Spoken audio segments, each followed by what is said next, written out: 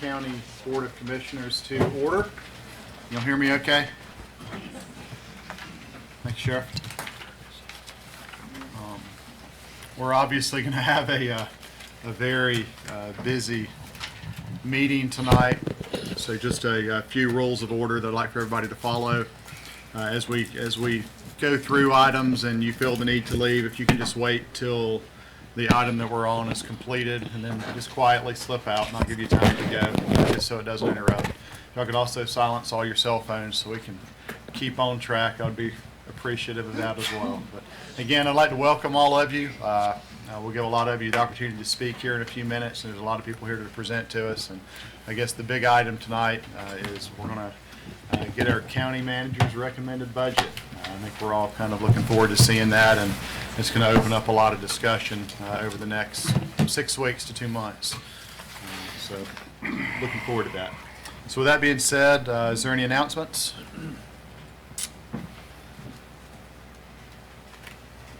Silence? Nothing? Okay. Let's all rise. We'll observe a few seconds of silence, and I'll ask Commissioner Gillespie to lead us in the Pledge of Allegiance.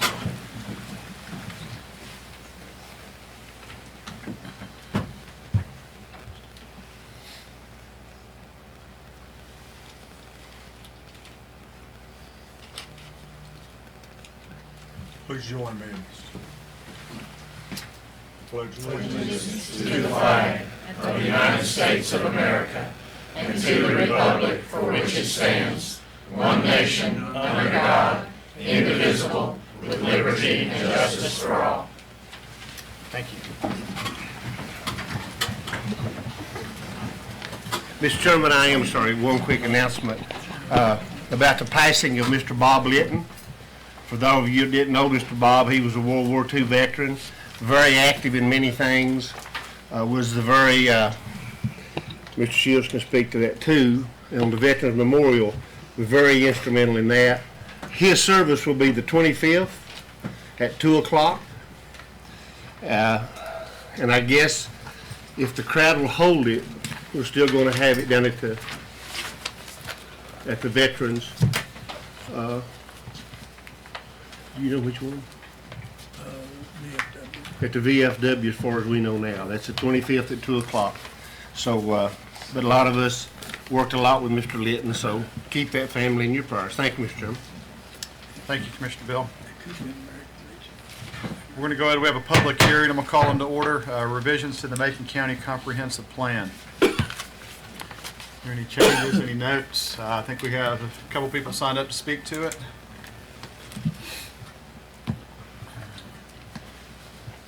Any comments from any of the commissioners before I call anybody in? Mr. Chairman, any comments? I just want to thank the planning board members. It's been a long process that we worked on this for the last 3 years, and hopefully everyone's had time to review it, and if there are any revisions or questions that y'all have for us, we'll be glad to answer them.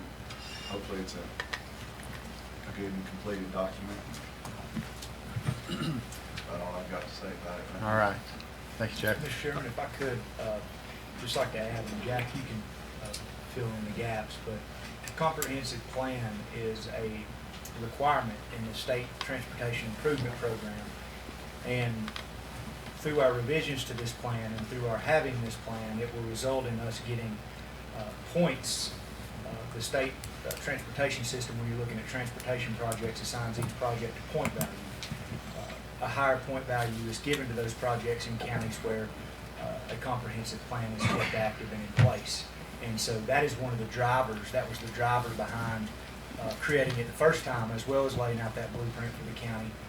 But here in making these revisions, that will also ensure that we continue to receive that point allocation above and beyond what we would receive should we not have one in place. Okay. I'd like to make a couple comments after. Okay. Thank you. I have 2 people signed up. I know sometimes when we have public hearings, people will get confused on which boards, but we've got 2 comments sheets up front. One was for our public comment period. One was for this public hearing on the Macon County Comprehensive Plan. So I've got Donna Majerus. Okay, so you're going to speak to the comprehensive plan or the public comment? Public comment, okay. I'll remove you from that. Then we have Rick Green signed up for comprehensive plan? Public comment, okay. I'll move you both over there.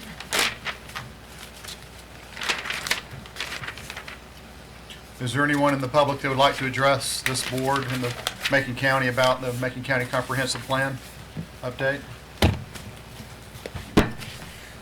We will say, Mr. Chairman, it also not only affects what the town does also. If you notice, the points are applied to everything from bike walks to sidewalks.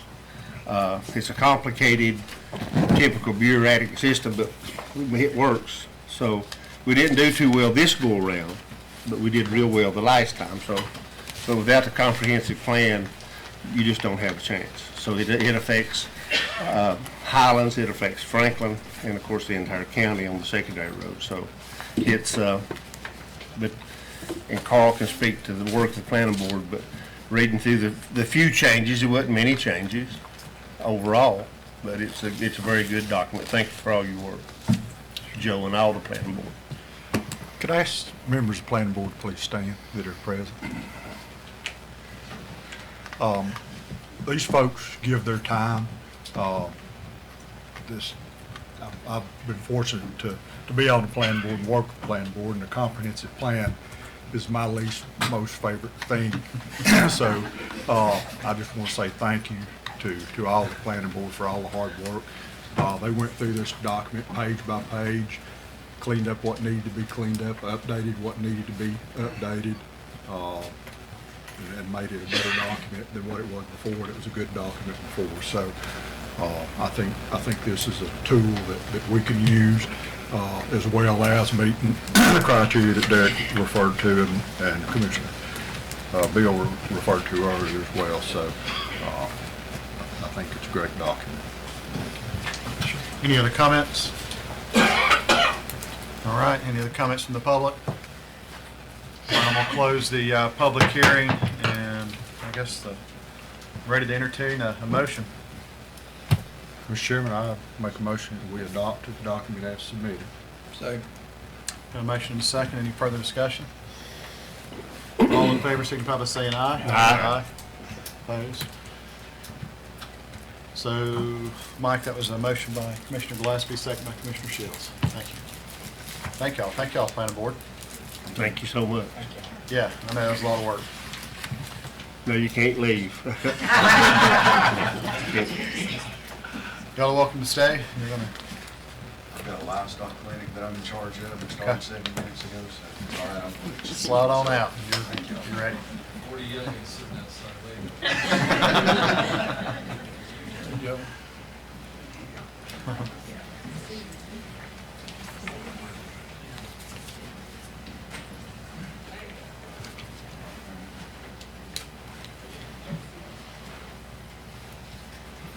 All right, we're going to move on to our public comment period. First up is Ms. Tamara Zwinak, is that correct? Yes, Okay. it is. Welcome. Thank Macon you. County Library. Thank you, Commissioner Tate and commissioners. I'm speaking before you tonight regarding the budget allocation for the Macon County Library. Let me begin by saying libraries are crucial to an informed citizenry. The library is funded by the taxpayers. The staff are government employees accountable to the public. The public expects employees to provide the best service possible in addition to safeguarding and using taxpayer money according to public law. When the library can charge a room fee and it doesn't, that may constitute a misuse of taxpayer monies. Public corruption is like a poisoned well. You don't know it until it's too late. It is crucial that employees understand there's a separation between public and private entities, and where these interact, the public must be informed. Employees should welcome comments and criticism from the public. Unfortunately, this has not been my experience with the Macon County Library, although I do have to say it's an excellent institution. Let me be more specific. There was an event in the large meeting room last week. As I was speaking with the event holders, I was drawn aside by a library employee who said the event was closed. I had already asked if it was open, and I was told by the venue holder it was advertised here as open. We were concerned about just how many people the library staff had turned away. A while back, I asked about how meeting rooms were rented out for events. Instead of providing the information, I was confronted with staff who did not listen to my questions, staff who misinterpreted what I was asking, and staff who cut off the conversation, unfortunately, with an insult. This is wholly unacceptable from government employees. This is why I'm asking you tonight for an exact accounting of how library meeting rooms are rented, how fee exemptions are granted, how many exemptions were granted last year, and to whom, on what basis. Why? Because this is a source of revenue for the library. Furthermore, in order to improve staff performance, there should be a very clear process for filing complaints, and every complaint should be given a response. Finally, in order for staff to perform according to public expectations, the county should incorporate complaints, founded complaints, and public input into staff training. We can't expect staff to perform according to the law if they don't know when they may be breaking it. Thank you for your time. And again, I really love the library. I go there almost every day. You know that those employees are not county employees. Oh, they're not county They work employees? for the Fontana Regional Library. And who funds that? But the library isn't in your The budget? 3 counties fund the Fontana Regional Library. So they do get some funds from Macon County? That's right. So, Yeah. and from Jackson and from Swain. So if somebody were But wanting to, the head librarian and all the employees are employees of Fontana Regional Library. and if you're applying for a job there at the library, whom do you apply to? I would go to Employment Security Office. Employment Security Commission. And that covers the 3 counties? Yeah, if there's an Okay. opening in the library, it'll be advertised through our Division of Workforce Solutions. Okay, so anyway, if you could review that portion of your budget, because I'll tell you why. There's a few $1,000s, maybe $2,000 or $3,000 that potentially could come in as revenue to the library by fees from room use. But I don't really know, I can't say because I don't have that information about how many of those fees are waived and how that waiver was given. I asked, but I wasn't given the information. So anyway, since part of my taxpayer money goes to fund that, That's right. correct? Sure. Okay, thank you. Then I'd just like some accountability. Understand. We'll make Thank sure you. this, I want to make sure this letter is forwarded to their Fontana Regional Library Board. Okay, So thank they you. can address it, and hopefully they'll be back in touch with you or us with answers to your questions. Thank you so much. You're The welcome. taxpayers appreciate it. Thank you. Mr. Manager, will you make sure that letter gets to the Yes, sir. Fontana Regional Library Board? All right, Donna Majerus.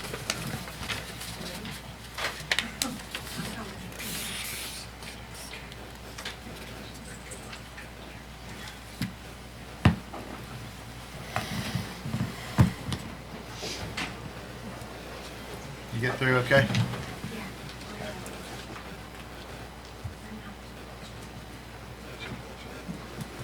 Okay, Perfect. I tried. Welcome. Thank you. Would y'all take one of these and pass them around? Got a copy for everybody, please? Robbie, turn the lights back on, will you? Okay. Mr. Breedlove, you take that mic down a little bit there where it's at. Oh, thanks, son. Thank you, Chief Honey, Gridlock. listen to me. All right, County Commissioners, thank you for allowing me to speak today. I'm not a public speaker, so please bear with me. This all goes back to 2014 to 2015 nuisance ordinance. I'm back. It started with me getting several pages of signatures that I presented to you at the first meeting I attended. I went to every meeting but one. I explained what was going on at the time, and you all said that you would work on getting an ordinance going, which you did. You got close and finally signed off, however, it's not working. I've been told by Macon's Finest that that is too vague. So here I am again. The last 2 months have been the worst. This mostly deal with the revving of the engines all day, all night. You just never know when it's going to start. I'd like to bring you back a month ago where we were threatened by a guest from our neighbor. The dog had been let out several times. That had been fined by the dog people. The first time was $25. The second will be $2.50. I said, tie that dog up. I'm afraid of it. It also thinks our front yard is a bathroom. The guests all began to tell me to take my fat ass and my 71-year-old husband, get back on my scooter, my handicap scooter, and go back into our house. They continued yelling it and then began threatening my husband. That they were all going to beat the hell out of him, and I knew this was going to happen. The longer it went on, one of the guys decided to come over onto our property and went towards him. His friend yelled for him to stop and come back. My husband and I called the police and told them what was going on. They came and told us there was nothing they could do.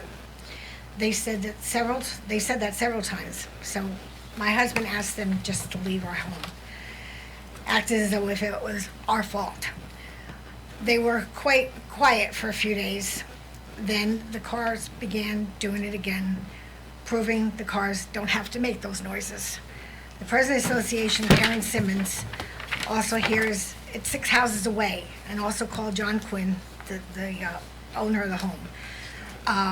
What I have seen on legal papers that there is a 2005 North Carolina Code General Statute 20-128, exhaust system and emission control devices, which you have a copy of. This is part of the nuisance ordinance, and it's SS 160.09. Read the operation of any device in violation of provisions of the chapter which causes discomfort or annoyance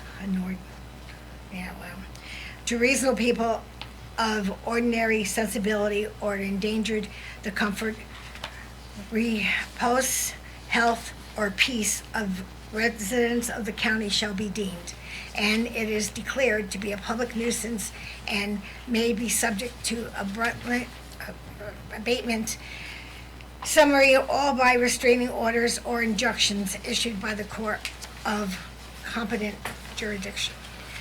About a week or so later, there was another incident, and my husband came back in the house, sat on the couch, and shook for 35 to 45 minutes. He said, "Get dressed, we're going to the magistrate." We were at the magistrate's office at 9:30 waiting for our turn, and then went in. Spoke to him. He suggested that we speak to the sheriff who dealt with the ordinance. So Officer Taylor met us, and he said that the ordinance was too vague and nothing could be done.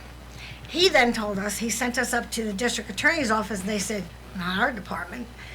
They sent us down to Vic Perry's office, and of course was told the same thing. That's not their department. So I decided to call Robbie Holland, and we went and met with him, and he also said the problem we're having in this ordinance is too vague. Where do we go from here? Back to you guys. Before one of us has a heart attack, please reword this ordinance so it does not tie the officers' hands from handling these issues being brought forth. Now, I've got it there for you to see it in black and white. Please take this to your next private meeting, and please rework this. It's bad. It is bad. All night long, all day long, the noise is just atrocious. And I can't take much more. Since 2014, I've been very ill. And I just can't take this anymore. So please, thank you for allowing me to speak to you. I'm going home to bed. Ms. Majerus, can you? Yes. I presume you live in the county and not in the. Yes, I not live in off Franklin, of Clark's Chapel. Off of Clark's Chapel. Uh-huh. Okay. The sheriff has all your information, your address, you don't want to announce it here, but he has all that information? Yes, he does. Okay. And I just have to say 89 Level Lane, and they all know where I'm talking about, because that's the thing. I mean, that's just the nightmare house. The house is owned by an old man who lives in Lake Worth, Florida. When this noise ordinance originally took place, it was basically against his son-in-law because he was nuts. And now his grandson lives there, so he thinks he can do anything he wants also. And it's got to stop. It's got to stop. You got to unveil this somehow, please. Yeah. I can be reached. I'll be glad to sit down and talk to anybody. Sheriff, if you have any thoughts on what we need to do from our perspective, would be all ears, I'm sure. So. I think we can have some discussions, but the reality of it is there's a homeowner that owns this property where she's having these problems, And just like most people that have dogs that cause problems, it's usually it's not a dog problem, it's usually a pet owner problem. It's the same with this residence. It's a landlord problem who could address it if they wanted to. They don't live here, they live elsewhere, and they're collecting their rent payment. No, they're not paying the rent. Okay, well, they could. Surprise, surprise. They could do things, but that would be a lot easier than for you all to change an ordinance. But they're not willing to do that either. What any recommendations you have for us on this, as far as the ordinance goes? If it's something, if we pass something that's something that Joe can enforce, then we need to reinvestigate what we've done. So. I think what you could do is do what you did before, have a committee that looks at the ordinance, and if, since the ordinance was drafted, put that committee back into order and ask them to reevaluate. Probably wouldn't have been about, what's it been, 3 years, 5 years? I think 4. 5 years. 4 years. 2015. Probably wouldn't be a bad idea just to get y'all's feedback anyway and just see if it is if it's good or bad, what needs to be changed, what needs to stay the same, et cetera. Okay.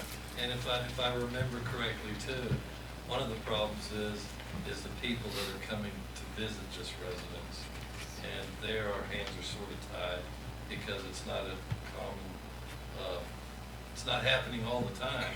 And if this person, just came today and doesn't come back for a week, it's different things are going on here. Okay. That don't need to be discussed. Good. So we can do it private. Great. Good. Thanks, Sheriff. Thank you. Thank you.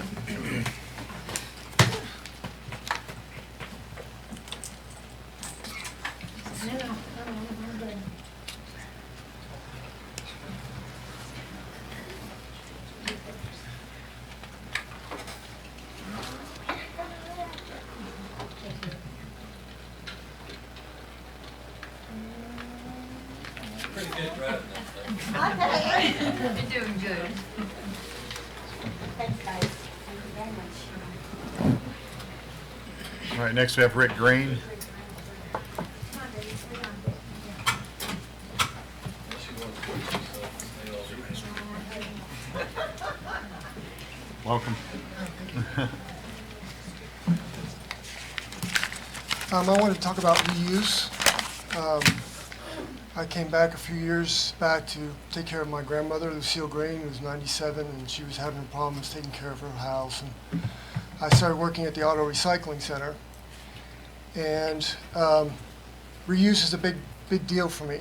I was working in Colorado for Boulder County. They hired me to run their household hazardous waste facility. And in 2008, we collected 885,000 pounds of household hazardous waste. But we developed our reuse program. We were able to give away 36,000 pounds of that as reuse and save the county money from money in landfill space.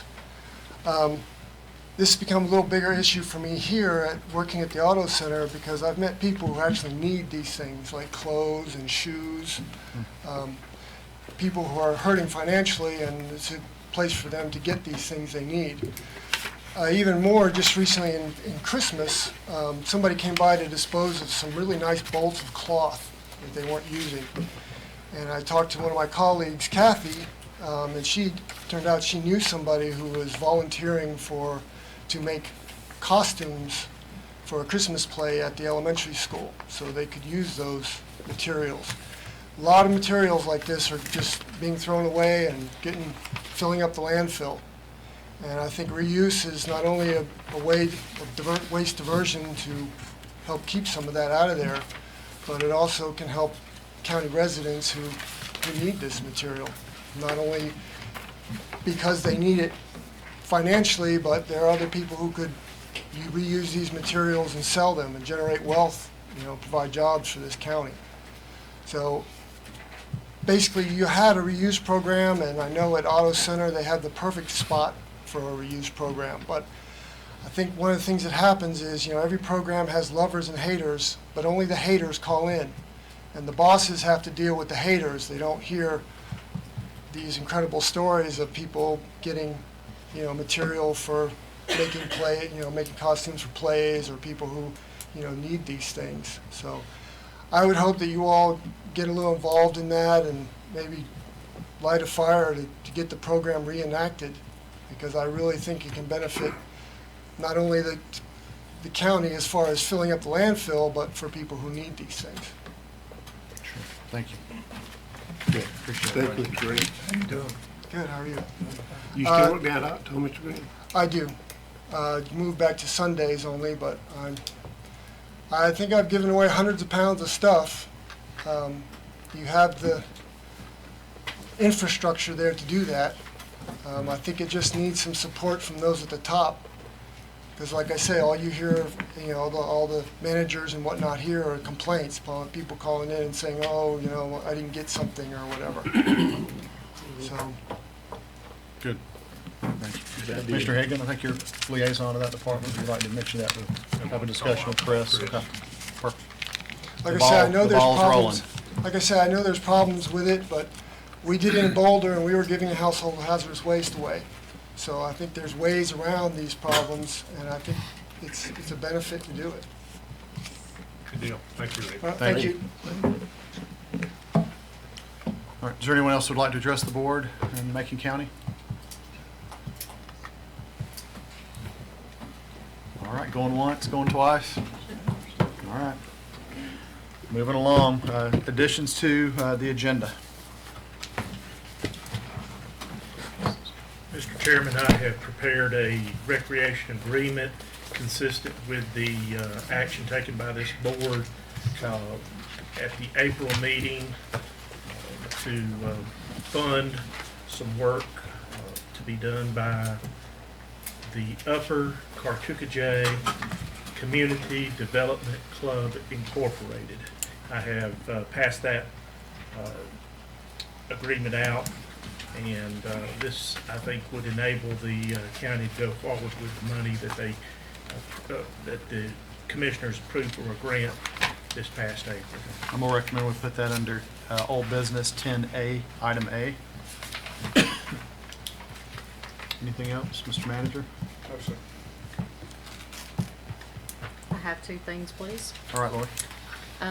Health Department staff called me today. They received $7,105 maternal health revenue from the state, but it's got to be spent by the end of this month. So if I could add budget amendment number 225 to the consent agenda, budget amendments that are already there. Okay. Like I said, it's for $7,105. And then also, John Fay had reached out to me. He needs approval for his fiscal year 2020 weatherization and the heating and air program, the Okay. application for funding, so that he can get that in to have his funding lined up for July 1st. And of Okay. course, that's the funding, there's no county match involved. Okay, let's put that as item 11C under new business. Thank you.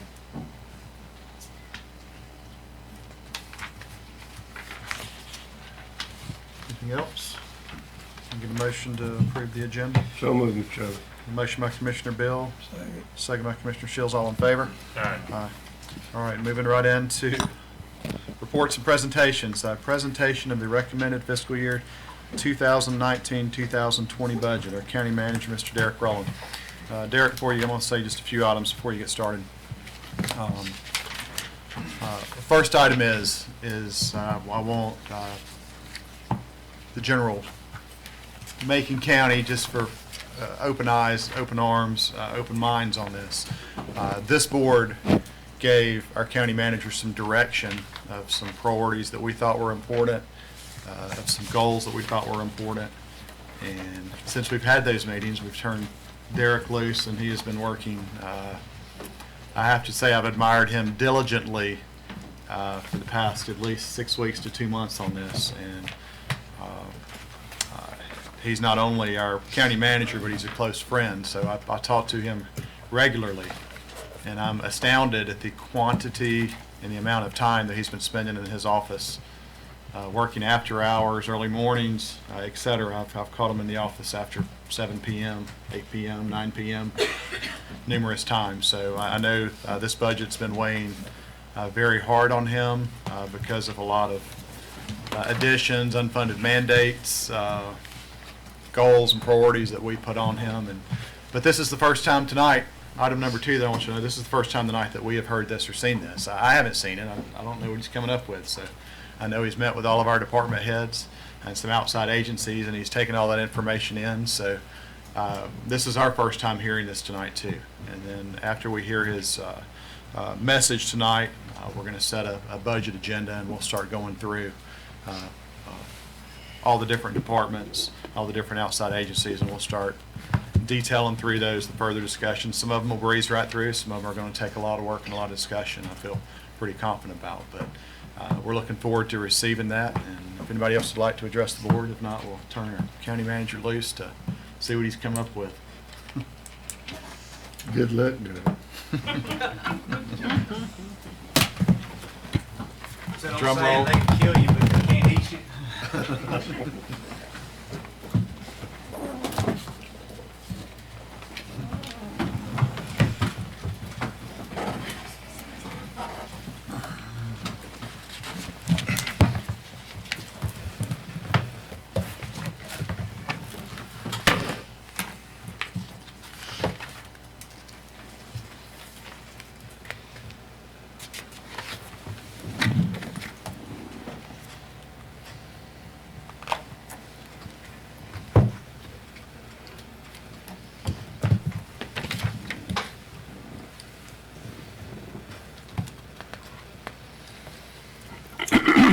Thank you, Board, and I'd like to thank all the county employees and department heads that are here tonight, members of the school system, members of the town, members of our fire departments, and interested citizens. We're all in this together in public service in Macon County, and it's just great to see the amount of support that has came out tonight, and those of you who are here that have either came by desire or are being forced into listening to this just because you're later on the agenda. But nonetheless, we appreciate everybody that's came. And as the chairman alluded to, I've spent a lot of time on this, but a lot of people have spent a lot of time on this. I'd like to thank especially Lori Hall and Lindsay that is here tonight with us, going through this budget line by line and making sure that we present to you tonight a budget that holds true to what the mission of this organization is. And the mission of this organization is to provide our citizens with the highest level of public service at the best price possible. In all my years doing this as county manager, that seems to be the theme that resonates. And it is a great feeling to be a part of an organization where you've got department heads and you've got employees that have bought into that program. And they're willing to make sacrifices to make it happen. So I can't thank everybody enough that's here from Macon County tonight for your assistance and the support that you've given during this budget process. And one that is not here tonight I'd like to thank is Pam Ledford. For about the last 2 weeks I've been MIA working on this budget in my office. Pam's had to fielding phone calls and really picking up my slack, so to speak, there while we've focused 100% of our effort on this budget. The fiscal year 19-20 budget that we'll be discussing here tonight is at $52.8 million. It's about a 3.5% increase, or $1.8 million increase over prior year expenditures. And when you look back at previous budgets, here we go all the way back to the fiscal year 16. Fiscal year 16 to 17, we had a $1 million increase, as you can see here. Moving on from FY17 into FY18, had about a $1.9 million increase. And then from 18 to 19, there was a $1.4 million increase. So when you put that $1.8 million increase in 2020, that'll give you an average over this time period of about $1.2 million. So at this level of expenditures, we're able to maintain our current service level throughout the budget. And through prioritization and gained efficiencies, when we were reviewing this budget with each of the department heads, we have attempted to minimize what I will show you tonight, the impact of the increased costs that this organization, along with every organization in North Carolina and across the country, is experiencing with respect to benefit increases. So we attempted to minimize that as best we could as we were discussing this budget. And how would we do that? Well, when you look at non-salary and benefit related operating expenses within our operating budget, that's going to account for about $7.8 million across each function, or it did account for $7.8 million in FY 18-19. In light of these benefit costs that we knew were coming down the pipeline, we wanted to make as much room in that operating budget to absorb those as possible, thereby having the least impact on this budget. So in doing that, we took that $7.8 million in non-salary and benefit related operating costs. You're talking about things like computer supplies. You're talking about things like gasoline. You're talking about things like supplies, custodial supplies.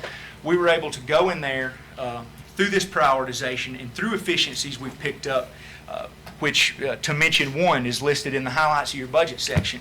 We have calculated the savings that we have received as a result of upgrading to a voice over IP phone system countywide.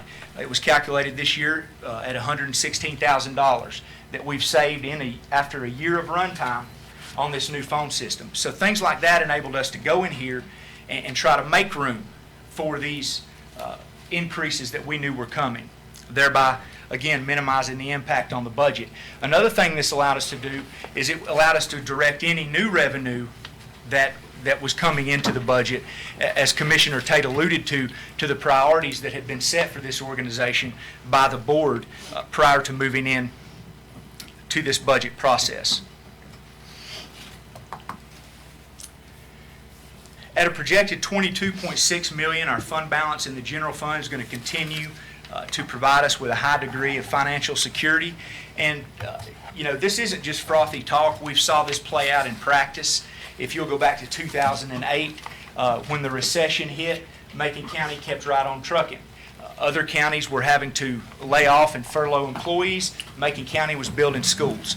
And that goes back and is directly attributable to this fund balance position that we have tried to maintain throughout the years. As we plan for capital projects moving forward, each of you will recall we're right now at the end of the space needs analysis process, which the group has came in, evaluated all of our facilities, and looked at how these facilities currently do or do not meet the uses that they are intended for. They're looking at them from the ground up, including all the operating systems, and are going to basically prioritize that $150 million worth of capital projects that were identified in our capital improvement plan. And again, that $150 million includes requests from not only county departments, but the school system, Southwestern Community College, and basically all the organizations that we're tied to. It lays out those capital projects. So as we move ahead and complete this phase of the space needs analysis, we're getting, if you will, to where the rubber's going to meet the road. And this $22.6 million is going to give us the ability not only to complete these projects, but ensure that these projects have a minimal impact on our operating budget. Now, what do I mean by that? Back when we were building Parker Meadows and we were going out to market to get rates, rates have increased slightly since then, but at this time, there was a neighboring county that had a similar $3.5 to $5 million project range that was going out to issue debt similar to what we were doing. And you're talking about they were getting 1.5% to 2% above the price, the quotes that we were getting for rates on principal and interest. And what does that equate to on a $3 and $5 million project? Well, that equates to getting the project done or not. Because today, I'm out there about 4 times a week, Parker Meadows, watching ball games. And that facility sits there today, and the facility in the neighboring county I'm discussing didn't get built. So that's the difference, and that's what you're talking about when you talk about fund balance and the ability that it has to really impact what's going on in your operating budget. Derek, I'm sorry to interrupt your train of thought. Can you enlarge that at all? Sure. It's also on page, Mr. Chairman, it's on page 13 of your budget book. I'm not sure that I can enlarge it on this on this screen, but what it does show is that fund balance for appropriation in the coming fiscal year is going to end fiscal year 18-19. We are right now projecting a decrease in fund balance of $2.2 million. And it again brings us to that $26 million level that I just alluded to. That increase is factored into that. Now, or that decrease, excuse me, is factored into that. What this decrease includes is a one-time $1 million to appropriation to the Health Insurance Reserve Fund. Again, we're going to talk in a minute about health insurance costs, but that is an appropriation to, not to start bankrolling money in that fund. That is an appropriation to keep that fund solvent as we move forward and continue to be self-funded.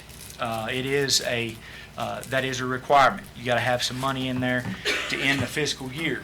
Also included in that $2.2 million decrease, we had $300,000 that we appropriated to go towards the space needs analysis, which I just mentioned is nearing completion. $750,000 of this decrease is attributable to increased operating expenditures to the school system, $500,000 being for operations, and $250,000 additional being for recurring capital outlay. It is a primary goal, and I will allude to again, was a primary goal of this budget in light of the circumstances and in light of the impact that fund balance is going to have on us moving forward, to preserve this fund balance and make sure that it was there to work as we need it to work as we get into this capital project development phase. In fiscal year 1920, we are recommending to appropriate $250,000 from fund balance to go towards connectivity to our newly renovated 800 megahertz Viper telecommunication system. What this will enable us to do is it will enable us right now to purchase handheld units, the subscriber units that are compatible with this upgraded telecommunications infrastructure for members at each of our 11 volunteer fire departments. The volunteer fire departments, as we all know, they play such a crucial role in our 11 fire departments across this county, play such a crucial role, and in times, God forbid, of emergency, whenever you got law enforcement, whenever you got state troopers in, whenever you got EMS in, right now, all of them are going to be communicating together, but the fire departments have still not received those subscriber units. And those fire departments are many times the first ones there. They're going to be key to, their need for communication is key moving forward when we're talking about emergency situations when you're talking about life and death instances.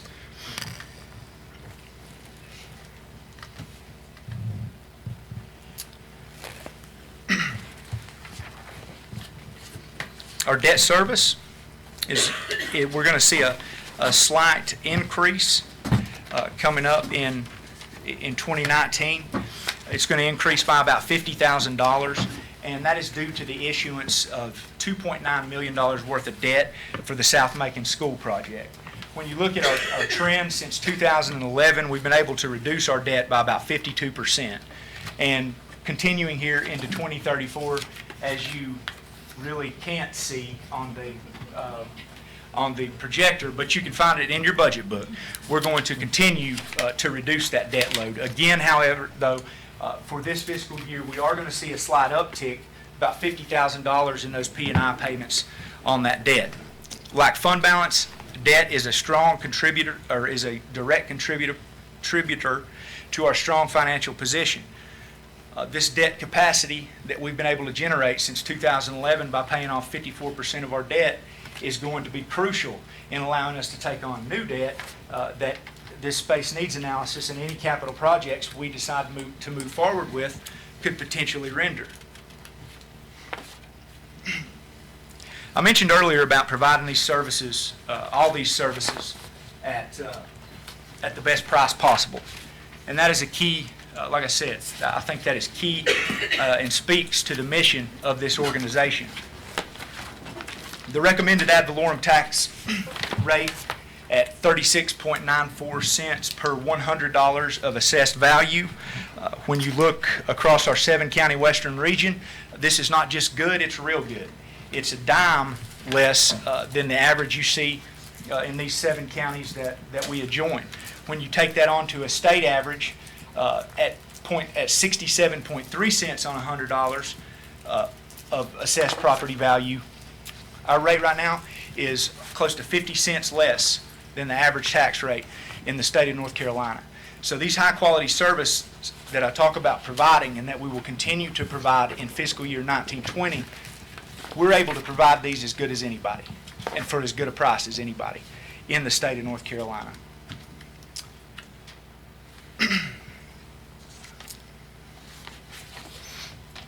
So, looking at our revenues or what has went in, what is going into this budget, just to go back, the theme of this presentation, we'll discuss the revenues here first on top. You see that going into the budget, and then the expenditures are what's coming out. That's how this presentation is going to flow. So moving into the revenues, you see here that tax collections and sales tax at 57% and 16% respectively make up the primary revenue sources in the general fund.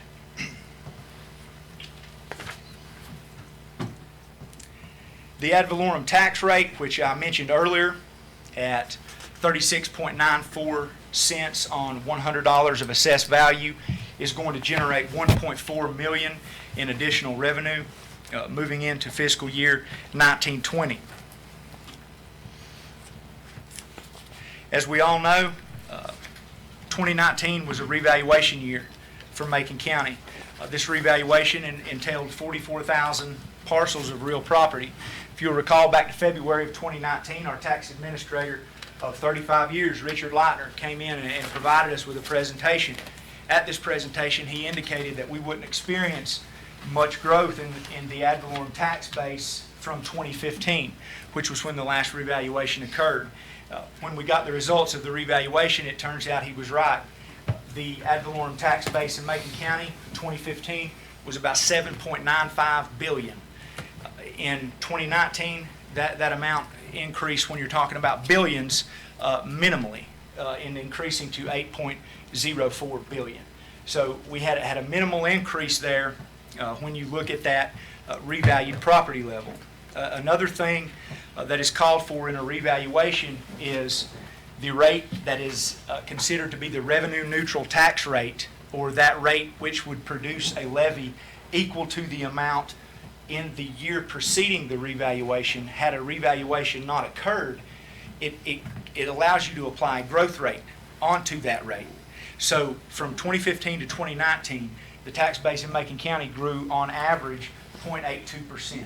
So at that revenue neutral level, in applying that growth rate, you're going to get that 35.6 cents on $100 per assessed value. Now, at the revenue neutral level with the growth rate applied, our tax collections revenue would have generated approximately $400,600 in new revenue.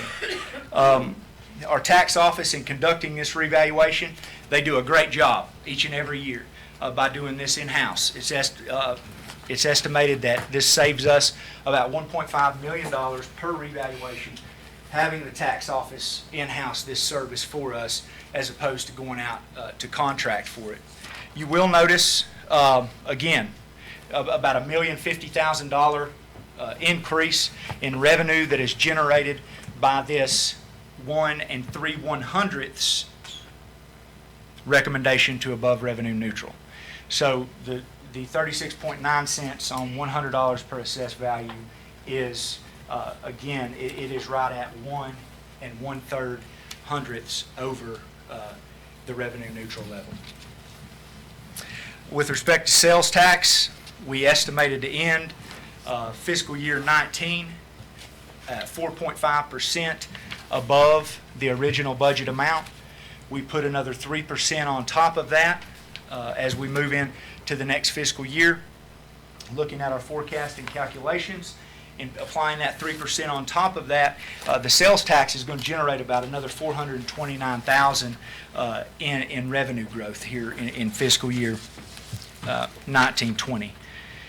Service fees slightly up. We saw new revenue come into the service fees through changes to the Medicaid allowable amounts for ambulance transport, things like that. Adjusting those rates has led to an increase in service fees of about $124,000 moving into fiscal year 19. Here you got a $298,000 increase in intergovernmental revenue, but as you will recall, this revenue generated from intergovernmental is offset by expenditures, corresponding expenditures primarily in DSS and health. This $298,000 is basically pass-through money that goes to expenditures, offsetting expenditures in those agencies. Miscellaneous revenue grew $300,000, and that is because increased rates on investments from the Federal Reserve. We got about $290,000 of that $300,000 from the increased rates from the Federal Reserve on our investments. So in total, that generates an additional $2.6 million of revenue for the operating budget heading in to the current fiscal year.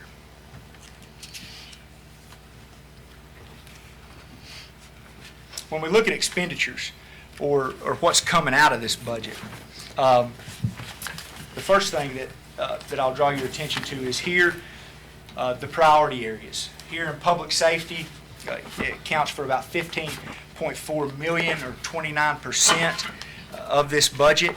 That is a priority area within this budget, as we had the courthouse security project, which we'll discuss briefly here in a second.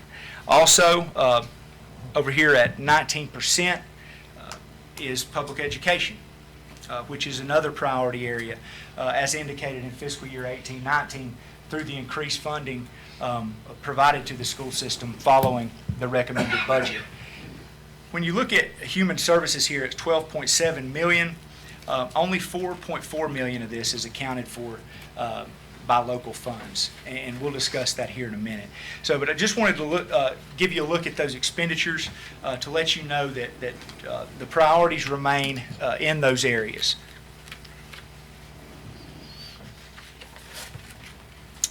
When you look at employee benefit costs, right out of the gate, we had a $471,930 increase to health insurance premiums. And this amount is representative of about a 10.9% increase in our health insurance premiums. Now, this originally started out at 11.8%, but the Health Insurance Committee, following evaluation of each proposal, we recommended to change some things. We changed the first-time ER visit copay from $100 to $300, and we also received more favorable rates from the stop-loss carrier than originally anticipated. So that 11.8 increase that we were originally slated for, we got that down to 10.9. We will be changing health insurance providers this year. We will remain self-funded, but we're going to try something different. We're going with the North Carolina Health Insurance Risk Pool. This pool, which is put on by Gallagher, right now it's in its infancy still, just started in 17-18, but after their first year they already have over 6,000 members. So what we're doing here is we're taking our covered lives of 600 and we're putting those with a pool of 6,000. So in doing that, we hope this economy of scale that this buying power brought about from being a part of this larger pool is going to be reflected in our renewals next year. And when you look, they have 27 insurance pools across the country, and each one of them are functioning well. They're well below the national and state averages in terms of average annual increase. So we're very confident that moving to this pool environment with our health insurance is going to be positive for us.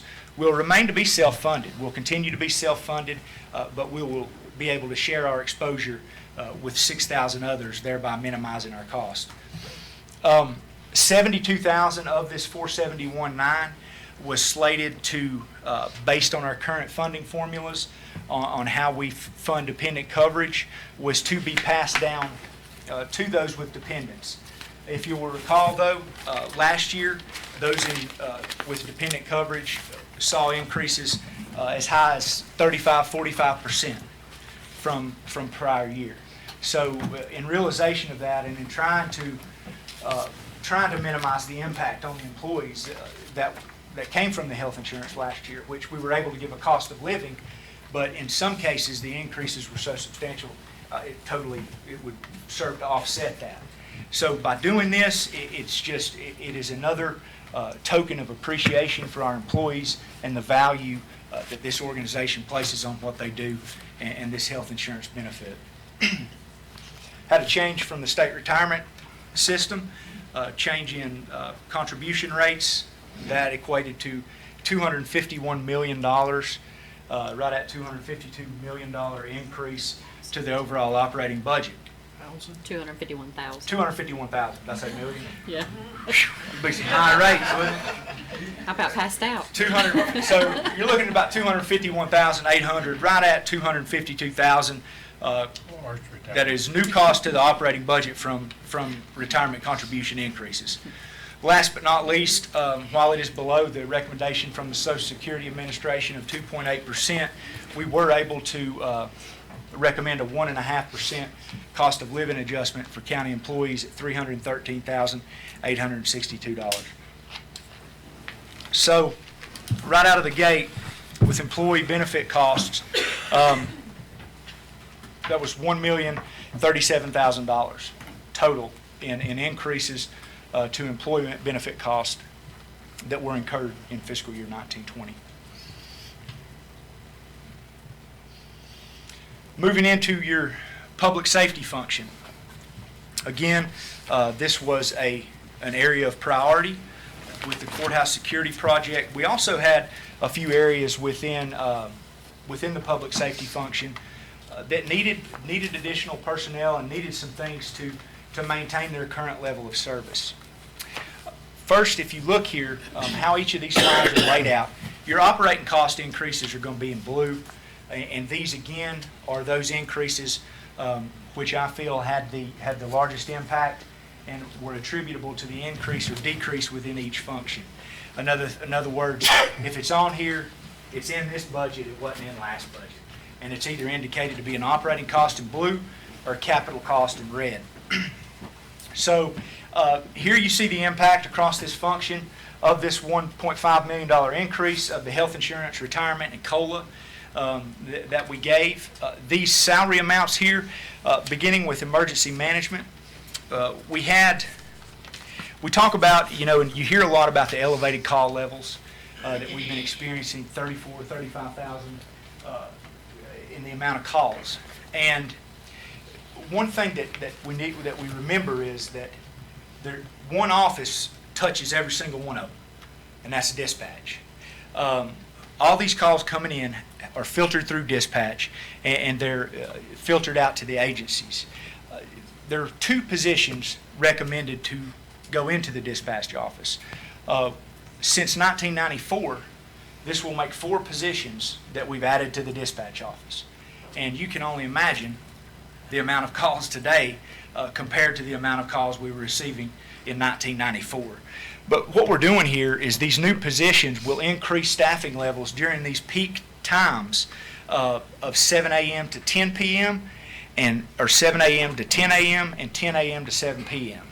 They'll increase them from 2 to 3 during the 7 a.m. to 10 a.m. and it will increase from 3 to 4 staff during 10 a.m. to 7 p.m. And when you look at the CAD reports, what this is doing is during these peak times, we're really seeing an impact that these dispatchers are able to stay on the line with the folks that are calling in and get these directions and get this information that is so pertinent to giving these guys and gals on the back end the information they need to go into these situations. So, being able to have that increase in time on the line with those callers is going to be an extreme benefit and help us handle this increased call load. What we've saw here, and in terms of an effectiveness measure, consistently on these CAD reports are the time to answer statistics are falling under 10 seconds, and they're falling out of the 10-second threshold that has been established. We want to answer 95% of those calls within 10 seconds. And right now, with this increased call volume during these peak times, it continues to take away from our ability to do that. So we hope to address that with these two positions. The operating cost in blue here, again, is the salaries only. The health insurance, retirement, and COLA have been factored into the benefits of the overall function in blue, just to try to give you a true picture there. EMS, one paramedic position will be added. What we have saw in EMS, of course, still the call levels remain elevated. We are seeing more calls shift from the Nantahala and Highlands area into the Franklin area. Combined with that, we're having a greater number of transports that we're having to take out of county as compared to the year before. And in doing that, it's creating a situation where we're having to use a lot of part-time to help fill this shift. So in adding this EMS position, we'll be able to add a 24/7 2-hour shift in Franklin. We'll be able to complete that shift and allow to free up that part-time, which helps with our community paramedic program, which again, the service provided by the community paramedic program has increased substantially from 17-18 to 18-19. Also, highlighted here in red, will be as budgeted for a new ambulance. And right now, our ambulance fleet is average age of 9 years old and average mileage of 122,000 miles. The $296,000 number is representative of a new ambulance that can be added to this fleet to help lower that average age and reduce that mileage. These are the vehicles that reliability matters most, and so we wanted to focus that funding here to allow EMS to continue to maintain that current high service level. Also budgeted, again, I told you this is the increases only. We do have a remount budgeted as well for the coming fiscal year. So we really expect to be able to make a dent in that ambulance fleet. Again, this 296 is totally attributable to the new ambulance, as the remount was in last year's budget and this year's budget. Telecommunication connectivity, we hit that, but $200,000 was in last year's budget to finish buying the subscriber units for our personnel here, EM, EMS, Sheriff's Office. So that $250,000 that we have budgeted in fiscal year 19-20 is only representative of a $50,000 increase over the prior year. Moving into the Sheriff's Office, we had the equipment warranty. We purchased about $82,000 worth of security equipment to be placed at the second and third floor entrances following recommendations of the Courthouse Security Committee, which the sheriff's here tonight. He and Judge Coward headed up that committee, and they went to great lengths to be sure that not only were we getting what we wanted public safety-wise out of it and accomplishing that mission, but we wanted to make it as easy and convenient on those employees in the courthouse as possible. The purchase of the equipment, again, has allowed us to set up those entrances on the second and third floor, and the $217,065 addition there to courthouse security is salaries only. That is reflective of the salaries for 4 new officers in fiscal year 19-20, and it is also representative of picking up the other half a year for the 2 officers that were budgeted at a half a year in fiscal year 18-19. Again, that's salaries only. Their benefits will be accounted for up there in the top. We were able to purchase, in addition to those vehicles that were purchased last year, we're going to be able to purchase a detention center vehicle this year, in addition, as well as an in-car camera project. If you'll recall, we received $65,000 from the Office of State Budget Management with the assistance of Representative Kevin Corbin, was able to secure us that $65,000 in funding, which we can place towards accomplishing this project. What this is going to do is put an in-car camera in 54 vehicles, sheriff's vehicles on the road. That will be recognized as a complete project once that is done, and it will give all of our officers out there that are working hard for us every day, it will give them protection as well as the people that they're taking into custody.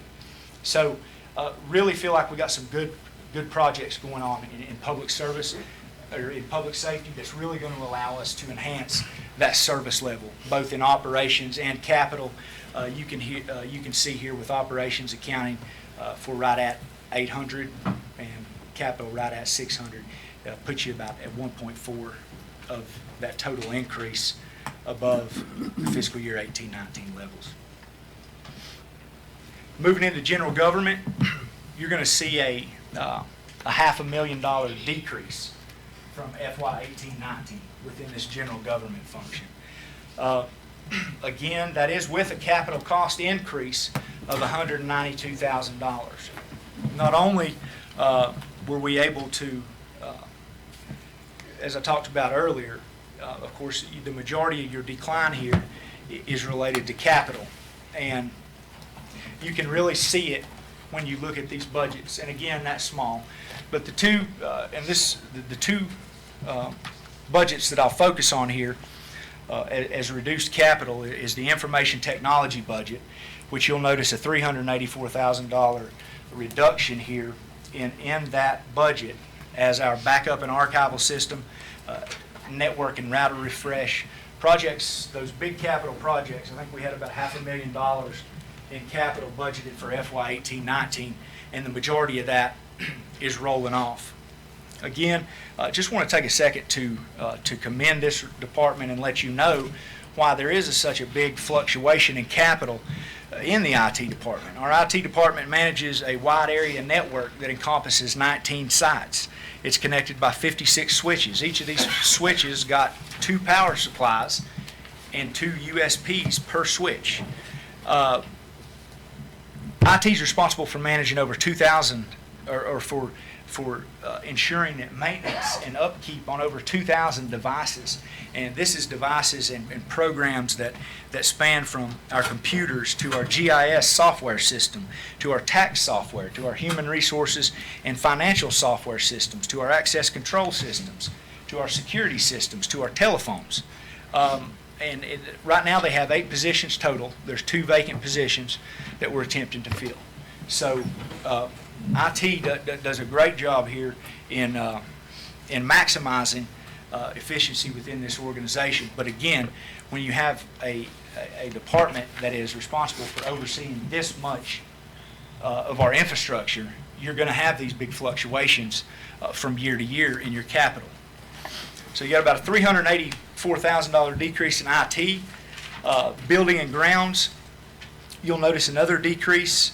$185,000 was budgeted for the LED light replacement project in this current fiscal year. We have received the materials. We're beginning the install on all county facilities, replace them with LED lights. At the completion of this project, we anticipate that savings within the project scope will be as much as 50%. And that goes again to gaining these efficiencies within our operating budget. The IT, and another, again, you're going to have this department is heavy laden capital some years too, because again the scope of what it oversees.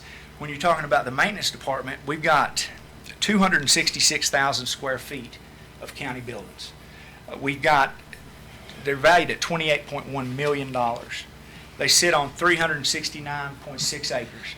And while we are not there at every one of these buildings, on every one of these acres on a daily basis, I guarantee you can go to anybody right now in the maintenance department and building and grounds department, and they could tell you about every square inch of this 266,000 square feet. Again, big scope of the department, so you're going to have those fluctuations. Looking here across the rest of the budget, though, you'll see that general government expenditures, again, we're still in the general government function, these expenditures are at a flat, if not decreased level from the fiscal year 18-19. Again, we did everything we could do to try to absorb as many of these costs coming down the pipe as we could.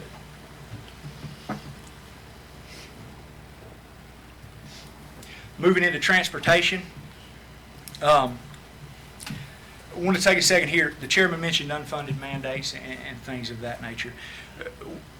When you look at some of these departments, things like Medicaid transformation, the impact that it's going to have. it goes all the way to these departments such as transit, and the way that they're currently getting reimbursed from our Department of Social Services for the trips. This budget that we're in right now is reflective of reduced revenue due to these changes associated with Medicaid transformation in anticipation of those. But I say that to say that when you talk about gained efficiency, and when you talk about going outside, thinking outside of the box, trying to pursue other funding sources to make up for lost revenue, since fiscal year 17, all transit vehicles have been upfitted with an alternative fuel propane option. From 2017 to the current fiscal year, when you look at the savings that we have achieved in propane over gas, it's about $53,000. And furthermore, the advertising program, which was approved this fiscal year, we've received $23,000 in revenue from that advertising program that Transit implemented in fiscal year 18-19. So moving forward, as Transit has received these reductions in revenue from those sources that they used to rely on, they have made up for it through these things such as this, through trying to think outside of the box and get additional revenue from sources that we didn't previously get it from. And they've done an excellent job. Just wanted to touch on that. Transportation function, it includes transit and airport. It's going to decrease by $129,000 from the current fiscal year. This is due to capital. In 18-19, we purchased 3 new lift-equipped vans. While it's only a 10% county match, the entire $210,000 has to be reflected as an expenditure. In fiscal year 19-20, we're purchasing 1 van. And while it is a 10% county match again, the $80,000 total expenditure has to be reflected. So when you look at this, this operating decrease in capital largely offsets the $26,600 increase in operating, again leading you to that net decrease in the transportation function for 19-20. Economic and fiscal development. Here, the operating expenditures are a result of the career ladder structure for county extension agents, which was implemented in April of 2019 by the Cooperative Extension Office. This career ladder structure attempts to address compression within the state pay plan. We received a letter in April informing us that the Cooperative Extension Office would be picking up the career ladder structure increases through the remainder of the fiscal year, but that we were expected as a county to pick them up moving forward. So we provide about 42% of the Cooperative Extension total salary. The rest comes from North Carolina State University. So this is representative of that career ladder structure implementation in the Cooperative Extension Office. And again, that is statewide, and we pay for approximately 42%. Capital spending here will increase by $34,000. This is for a new Cooperative Extension van to be used for 4-H. They're constantly, the current van they have is 131,000 miles on it, and it's 14 years old. It's riddled with maintenance issues time after time. It can't stay out of the shop. And in the summer, they're using this multiple times per week. So we've developed Transit in the Garage, developed a vehicle ranking system that we have put all of our vehicles into and assigned point values for things such as mileage, age, type of use. And we were able during this budget process to put this information in and have it spit out those vehicles that were priority for replacement. So that was a very nice tool to have during this budget process, and just brings it to the fact that this van was off the chart in terms of qualifying for replacement. So that $52,000 increase there, again, with the operating and capital increases that I've just discussed, that's where that comes from. Human Services, $789,000 increase over the current fiscal year budget that we're in. Only $138,000 of this, however, is attributable to county funding. As I mentioned earlier, we only fund about $4 million of that $12 million overall expenditure to Health and Human Services. So at this level, and at this level of expenditures in the Health Department, we have discussed many times on the Health Board, we're having a problem retaining dentists, we're having a problem recruiting dentists. The Health Department wanted to see to it that these problems were resolved in recruitment and retention. They brought forth salary levels which were suggested as regionally competitive, and when we evaluated them, found they were regionally competitive. So that has been included. That was an increase of approximately 29,225. and that's 29,225. But overall, you can see here that that's only a small portion of that salary and benefit increase, which was largely from health insurance, retirement, and COLA. So with that adjustment and the increases from the benefits, combined with replacement of equipment in our child dental clinic at $56,000, we're replacing a vacuum system and some Schick sensors, which are for cleaning teeth, and the vacuum system, which is an integral part of their operation. We're going to be replacing that equipment. So you saw about a $56,000 increase in capital in that Health and Human Services function. Moving on to DSS, down here, we had 2 part-time positions in senior services have been dissolved, and 1 position has been created to man the front desk at senior services. Primary objective here, they have a new kiosk that basically tracks the data for everybody that's coming into the Senior Services Center and utilizing our services. It gives us information on who's coming in, what services they're utilizing, and it helps DSS and those at Senior Services know where to target their funding, know how to track services. But this kiosk, it requires some training, and it requires some attention. And we were finding, with the part-time folks there, it's hard to get that training and to be able to invest in that training as part-time. So by putting a full-time position here, we hope to increase the efficiency of senior services by being able to fully use that new technology in that kiosk system at senior services. So that, along with salary and benefit, your 2 positions, as you'll recall, in child welfare that DSS came, I think it was in January or February, came before the board. We're still the NCFAS system, which has been attempted to be put in place, has created some organizational and workload nightmares. I think it's to put 1 case in. I think Patrick told me and told us that night that it takes 23 steps to do what they used to could do in 1. So this has resulted in these caseworkers in child welfare having less time, spending more time behind the desk with this system and less time in the field helping those recipients of the service. That, combined with the increasing number of children that we're seeing come into the custody of Department of Social Services, this board approved those 2 positions. This number here reflects $55,000 of that is attributable to DSS, those 2 new employees coming on for that full year. So overall, county funding increase to DSS and Human Services of $364,000.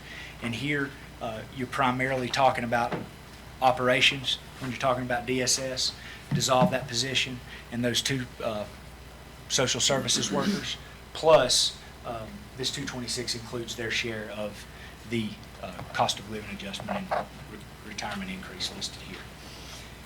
So with that, we'll move into recreation cultural. Here, again, maintain that service level, finding efficiencies, minimizing the impact of forthcoming increases. Recreation had an operating increase of $17,900. to the health insurance, retirement, and COLA line items, which you'll notice here, the increase for the entire department for or the entire function for fiscal year 1920 is $5,763. So that speaks to right there what we try to accomplish in each function heading into 1920.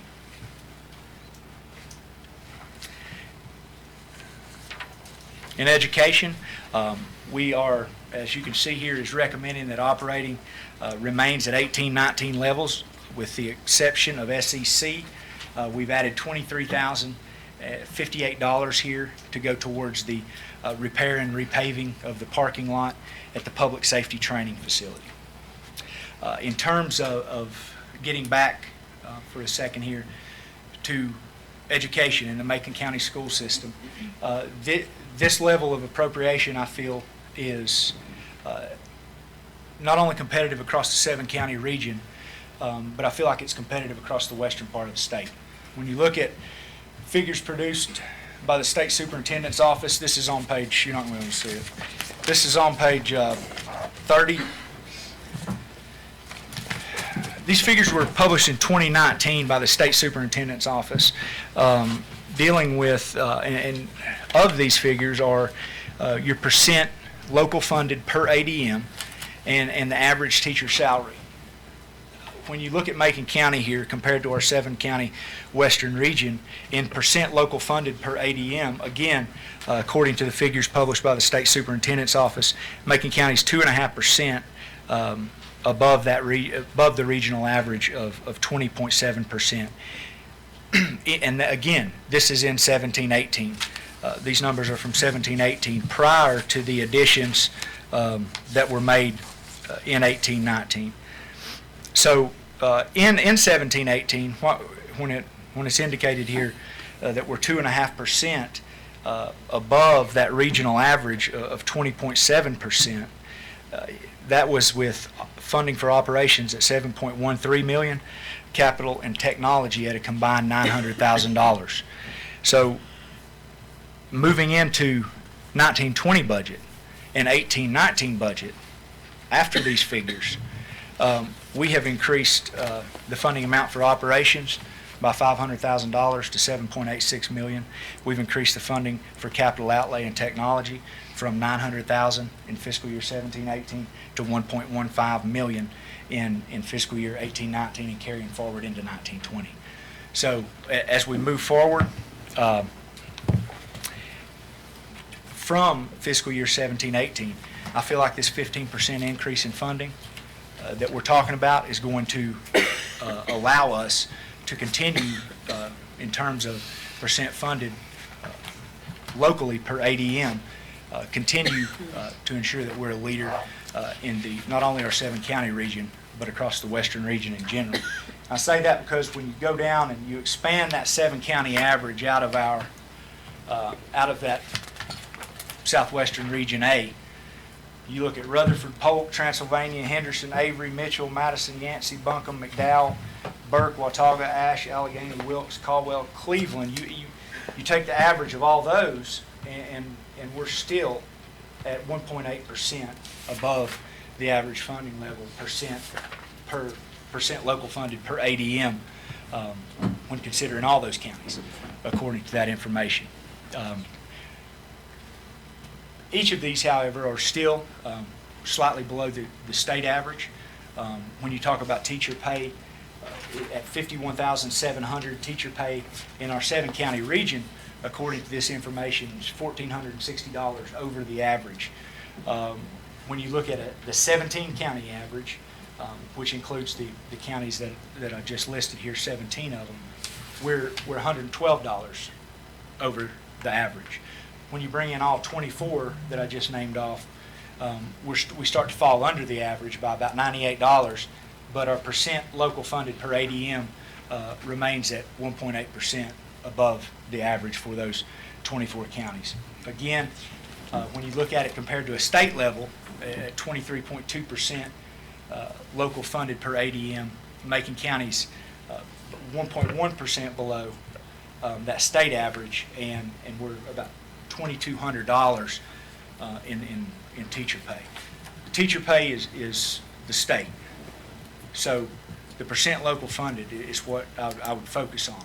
And, you know, while it is below the state, I think we've made in 17-18, I think the enhancements we've made is going to put us not only on par with the West and the far West, not only above average for those, but it's going to put us up there with those state averages. We'll just have to wait and see when any new figures are produced.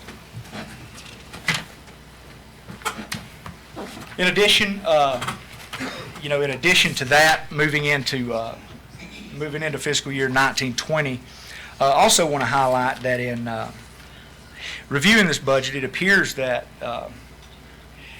in reviewing the State House of Representatives proposed budget, it appears like the salary, any substantial impacts that would result from salary increases are going to be directed toward those longer serving teachers, which should not be included on the local rolls.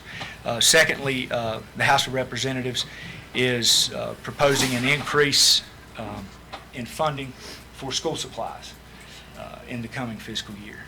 You know, these plans, plus when you look back at last fiscal year, the K-12 small schools appropriation that was received, things like that. You know, the environment's changing and the climate's changing, and I believe strongly that we're doing it as good as anybody. So, in addition, I do want to mention, go back, $150,000. We have received a community health grant in the amount of $150,000. This is a partnership between our local health department and our school system, Western Carolina University, and what this is going to do, this one-time grant funding is going to allow us to start a school-based health clinic, which is going to provide resources for our children in the school system, including access to mental health professionals. So that's a giant leap and addresses a major area of concern that was brought before us from the school system in the current fiscal year. So in summary, with this slide, I'm going to attempt to illustrate to you why the increase above revenue neutral has been recommended. The column on the right here illustrates the total revenue when using the revenue neutral tax rate that would have been generated. Here, if you go back to one of the first slides we've seen, I know there's been a lot of water under the bridge since then, but rather than that 1.4 million, you remember I said at revenue neutral, about a $1,050,000 less, or revenue neutral would generate $400,669 in revenue.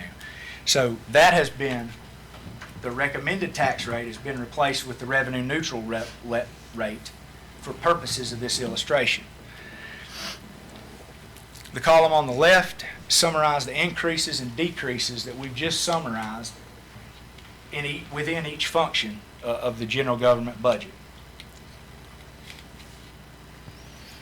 And I will zoom in to those you can see here.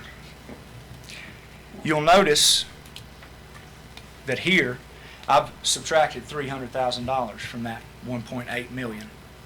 And that is because that $300,000 of this $330,000 increase in education was appropriated in fiscal year 18-19 from the Consolidated Capital Projects Fund. That Consolidated Capital Projects Fund moving forward is not a sustainable source of revenue. It has a finite amount in it. It does not have enough money in it to render another appropriation in the current fiscal year. And assuming that it is again, as Chairman Tate alluded to, the priorities, it was a priority of this board to enhance funding for school technology in fiscal year 18-19. And so we appropriated it in fiscal year 18-19 out of that fund. Now moving forward, and under the assumption that the board wants to continue at that increased funding level, we need that supported by recurring revenue. So we've backed it out here. And going back to our fund balance discussion, how important it was about not only for times of uncertainty, but for moving forward with these capital projects as we near the end of completion of this planning phase.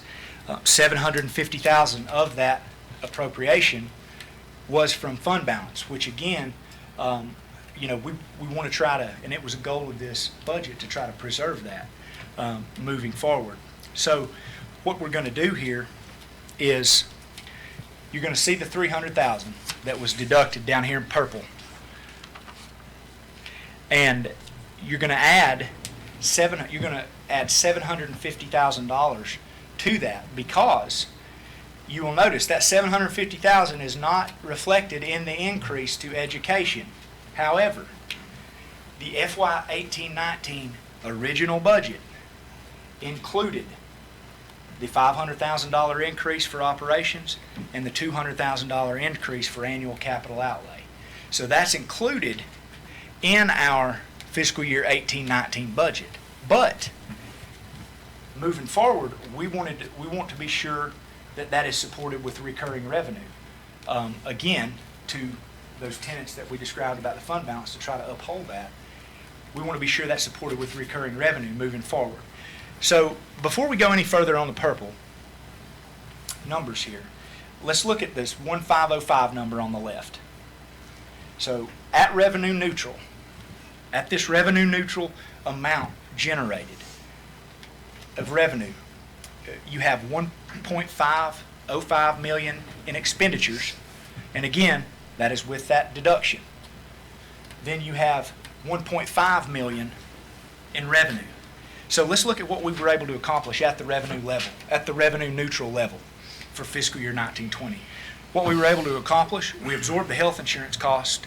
We were able to absorb health insurance cost increases, retirement increases, cost of living adjustment, which I told you on the first slide, or in that slide, about $1,037,000 right there. Plus, you had 9 new positions in public safety with 2 dispatchers and an EMT. Plus, you had the positions at the courthouse security, 4 officers for a full year, and then picking up the full year on those other 2 officers. So that's 9 positions in public safety we were able to absorb at the revenue neutral level. 3 new positions in DSS, and that with the absorption of those 2 part-time employees and the 2 additional social services workers. We were able to increase capital spending in public safety, which we've discussed, the projects that are going to have a tremendous impact on the effectiveness of the service that we can provide to the citizens and visitors of Macon County. An increase of $611,000 there. And when you add it up, it's close to $2 million of expenditures that we've just cut, or that we've just discussed. But through these gain efficiencies, through certain expenditures rolling off, it wasn't all because of gain efficiencies. Some expenditures rolled off. But like I said, that non-employee benefit related operating costs, we went ahead and made an attempt to get those down there so we could absorb as much of this as possible. And so with all that being said, we were able to squeeze all this in at that revenue neutral rate. But what we could not squeeze in, but what is felt to be a priority of this board, that was illustrated by this board, you have, let's go back to the purple numbers now. You have the schools recurring here on the left. We've moved it over. The reason we took this $1,050,000 out, remember, is because each time it was from a non-recurring revenue source. So in supporting that $1,050,000 with recurring revenue, you can see here that gets you to $2.6 million. And again, these numbers have been rounded, but that's right at your, that's all over that right there.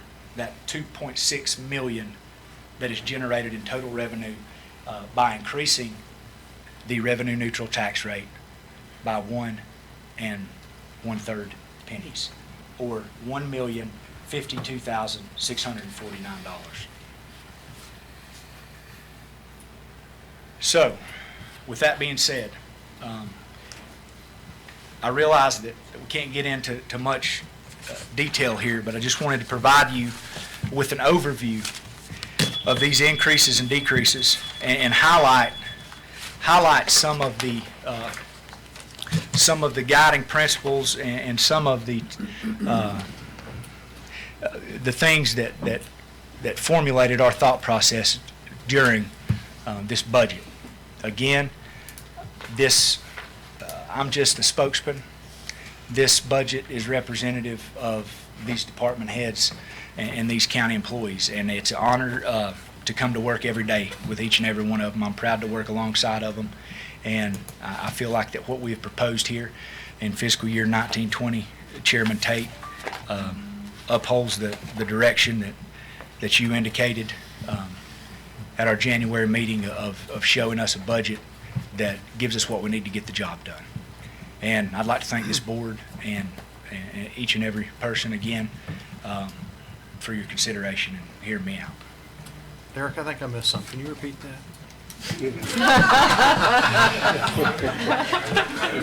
Watch the archive video. Next year. Just two quick questions for public clarification. I presume that your budget proposal will be available online for Yes. everyone to see, and there'll also be copies at the local libraries. Yeah. Is it the two locations online and at the libraries? We do it in Annahala, Highlands, here in Franklin. We'll put it online. Anywhere else? Just We'll those? have it at Switchboard here. Okay. Yeah.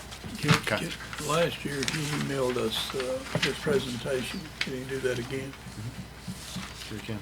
Yep. So a breakdown of each of the department's budgets, down to the penny, will be available again. Copies of the proposed budget will be available at our local libraries, also be available online for everybody to review. As you can obviously tell, this board, we have a whole lot to swallow. Our heads are spinning right now, thinking and looking about this, and there's hundreds of questions already popping into my mind. But again, I'd like to thank Derek, Lori, and y'all staffs for putting this together. I know how much time and effort, and I guess this is probably the most important thing that we do as a board every year is setting this budget. So it's definitely a balancing act. We have to weigh the needs, extrapolate the wants and opinions, and try and come to consensus, this board, on passing a budget. So with that being said, I think that's all I've got to say about the budget. I've got again, my head's spinning. I got a whole lot to think about and consider. And if y'all have any questions for Derek? If not, we'll move on. We still have a lot to go through tonight. Anything else? Good job. Yeah, good job, Derek. Thank you. All right, next item on the agenda is scheduling the budget work sessions. I know we're going to have one work session with the, wait a second.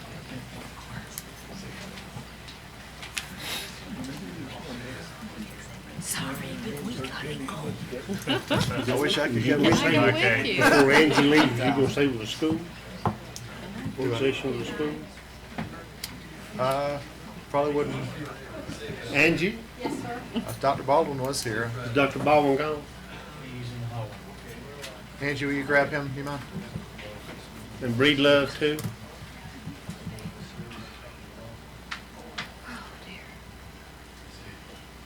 All right, as far as work session goes, I've got one request personally, and that's we have two fire departments asking for a tax increase. That would be Scaly and Highlands. I think we can do it at the same time. It probably won't take but about probably 15 to 20 minutes total, but I think we need to meet with both of those departments and get their reasoning for the tax increase and decide if it's in the county's best interest. So one will be fire department. I know one will probably be education. Is there any others from this board? Any other requests of departments? Do we need to, public safety was a huge increase. Do we have anything to go through with the sheriff or Warren? I sat in dispatch the other day, so I know there's dispatchers needed. Holy cow. No, superintendent. I think we're going to set a work session with you and your board. Do you want to do that with email? I guess, Derek, would you like to align that, or y'all want to go ahead and set it tonight? I'm up for either. It doesn't matter, I can do it by email any way you want to do it. Probably best if we do it by email, so I Okay. Let's just throw out some potential dates real quick, so we'll know tonight how to adjourn. Recess. Recess, excuse me, thank you. How about next Tuesday, the 21st? Does that work on our calendars? If we'll try and either line up education or fire departments, or both? Do both, Do both of them. both of them, yeah. Well, we're gonna recess till next Tuesday at 6 PM. Dr. Baldwin? My calendar's open in softball regional, but I'll check with the Okay. We'll plan on meeting with hopefully all y'all if it works out. If not, we'll reschedule. Yep. You gonna do the fire departments, Mr. Chairman? I'm gonna try and do them both at the same time. 6 PM, or after that or before. Anybody y'all. else we can set the 6 PM, school? 5 PM? 6 is better. 6 is good? 6 PM. Okay. How about the sheriff on that night? Okay. In case, Just in case we have any questions. Thank you. All right. 6 o'clock? What did you say, 6 Mr. PM on May 21. May 21st. All right, next item about presentation regarding broadband, Mayor Patrick Taylor from the town of Highlands. Welcome, Mayor Taylor.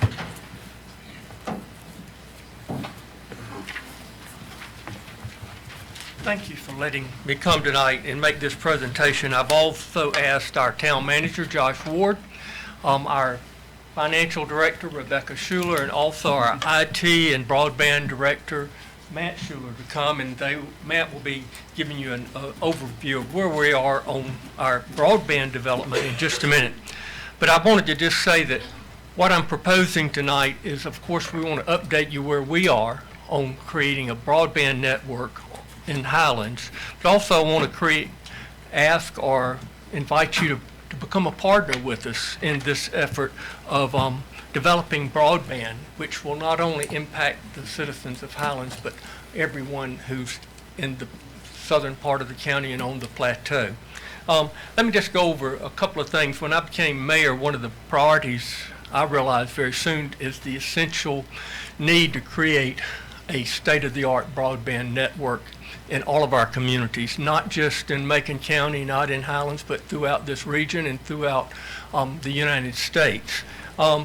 As part of that, we saw an opportunity to create a community broadband. We are part of a group that went to the FCC. It's a long story, but we saw an opportunity to create a broadband network because of the FCC ruling, which was in the favor of communities getting into that that activity. We created a broadband department, and it's called Altitude Broadband. It's been operating, albeit at a small level, for now a number of years. It serves the folks that live in the town limits of Highlands, but we have not limited that to just Highlands. If we can send a signal out to anyone in the county, we will certainly provide that service for them. And we have people who are living in the county that take part of our altitude broadband. So I wanted to make that point, that we have been serving not only the people in Highlands who are residents of the county, but also the folks that live outside our city limits. For example, one of our first customers when we set up our broadband was the mountain at Scaly. So with that, what I would like to do now is to have Matt come up and tell you about where we are now, because we have had to kind of change our model for service, and Matt will give you a quick update. Matt? Welcome, Mr. Schuler. Thank you, Chairman Tate, Commissioners, and pardon me for not knowing exactly how to operate the presentation machine here. You can exit out. There you go.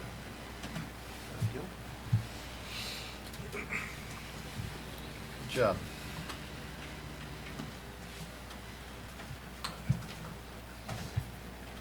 All right. Thank you all for hearing us tonight.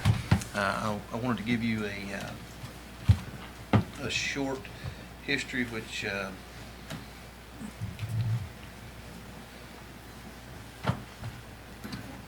which Mayor Taylor has already mentioned.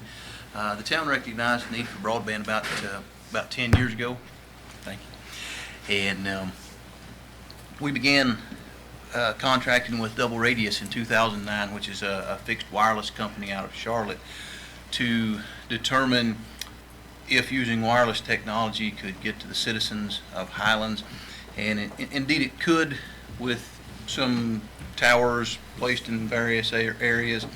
But that was toward the end of 2009, and as we began to try to figure out the finances for that, House Bill 129 became law in May of 2011, which effectively stopped that progress. So we still had a need, and we continued to try to talk to different providers about upgrading broadband, etc. And we weren't very successful, as I think we've saw all over the county. There's broadband providers work on density, and when you're in a rural community, you just don't have a great deal of density, so that includes a lack of motivation. And so we get services that just aren't exactly where they need to be. So early in 2015, as Mayor Taylor mentioned, we did go to the FCC, and Commissioner Wheeler with the FCC brought to the table some broadband changes, and they overturned many of the state laws, including House Bill 129. So at that point, the town was ready, so we began Altitude Community Broadband, which used fixed wireless technology and also some fiber that the town had already placed going to buildings like water plant, sewer plant, which was around 5 miles of fiber. So not a great deal, but enough to kind of backbone and get started. So in doing that, soon after we formed Altitude Community Broadband, the Sixth Circuit Federal Court overturned the FCC's ruling, which went back to basically blocking towns from being a service provider. So since that time, we've actually been actively working, trying to get out of the business of being a provider. So we sent out an RFI in 2017 to find a provider to take over Altitude Community Broadband, and also to expand the services to what we were requesting for a town. And we talked to a number of different providers who had all kinds of various ideas. Some were great and some just weren't. And we ran across one provider, Wide Open Networks, and they had a completely different way of thinking about broadband, and it met what the town was really looking for, and we also believe it meets what the county would be looking for. It's not a single provider. With a single provider, you really hope that provider does well, and if they don't, then you're stuck with a provider that doesn't do well. Well, Wide Open said, if we did transportation the same way that we do network communications, everyone that came to your house would have to pave their own road and have to build their own road. He said, but transportation kind of got it down pat. Everybody uses the same road. So we talked about this for a while, to place a single fiber to every home in Highlands, if the homeowner would have that, and then allow all of the different utilities to connect to that single fiber and to run services to that homeowner, and the homeowner would be allowed to choose which service that they actually wanted, but it would all be over the same fiber. Wide Open would take care of the line maintenance, which that's a major cost in doing telecommunications. So Wide Open takes care of the line maintenance, and then the providers don't have to worry about that anymore. So that reduces their cost, which in turn should bring about a savings for each homeowner. And I wanted to show you a map. It's you may be able to make that out. There's a dotted line that's red around the border, and that is the corporate limits of Highlands. And you'll see what we've actually planned goes a little bit outside of the city limits of Highlands, in the fact that we have some areas in Horse Cove where the town of Highlands electric utilities run, and also over into Klein Road in the area we know as the Ponderosa. So we've planned for every home in Highlands, but also all the areas that have utilities for the town. But we also on the corridors going toward Scaly Mountain, the county line going towards Cashers, and every road leading out of Highlands, we have designed in additional fibers because we want those networks to go outside. The more successful that this network is, the more providers that want to get on it, and that'll just make it better for the citizens and also the finances of Wide Open as well. And I wanted to give you just a very small depiction of kind of how this works. If you see the blown up of the fiber, we're going to be using a technology called VLANs, which I won't go into tonight because it's really boring and y'all will be asleep before I got through. But what that allows is for company A, B, C, and so on into the thousands actually, to be able to put all those services on the same fiber. You can also have a provider that does your traditional triple play, like a telephone, television, and I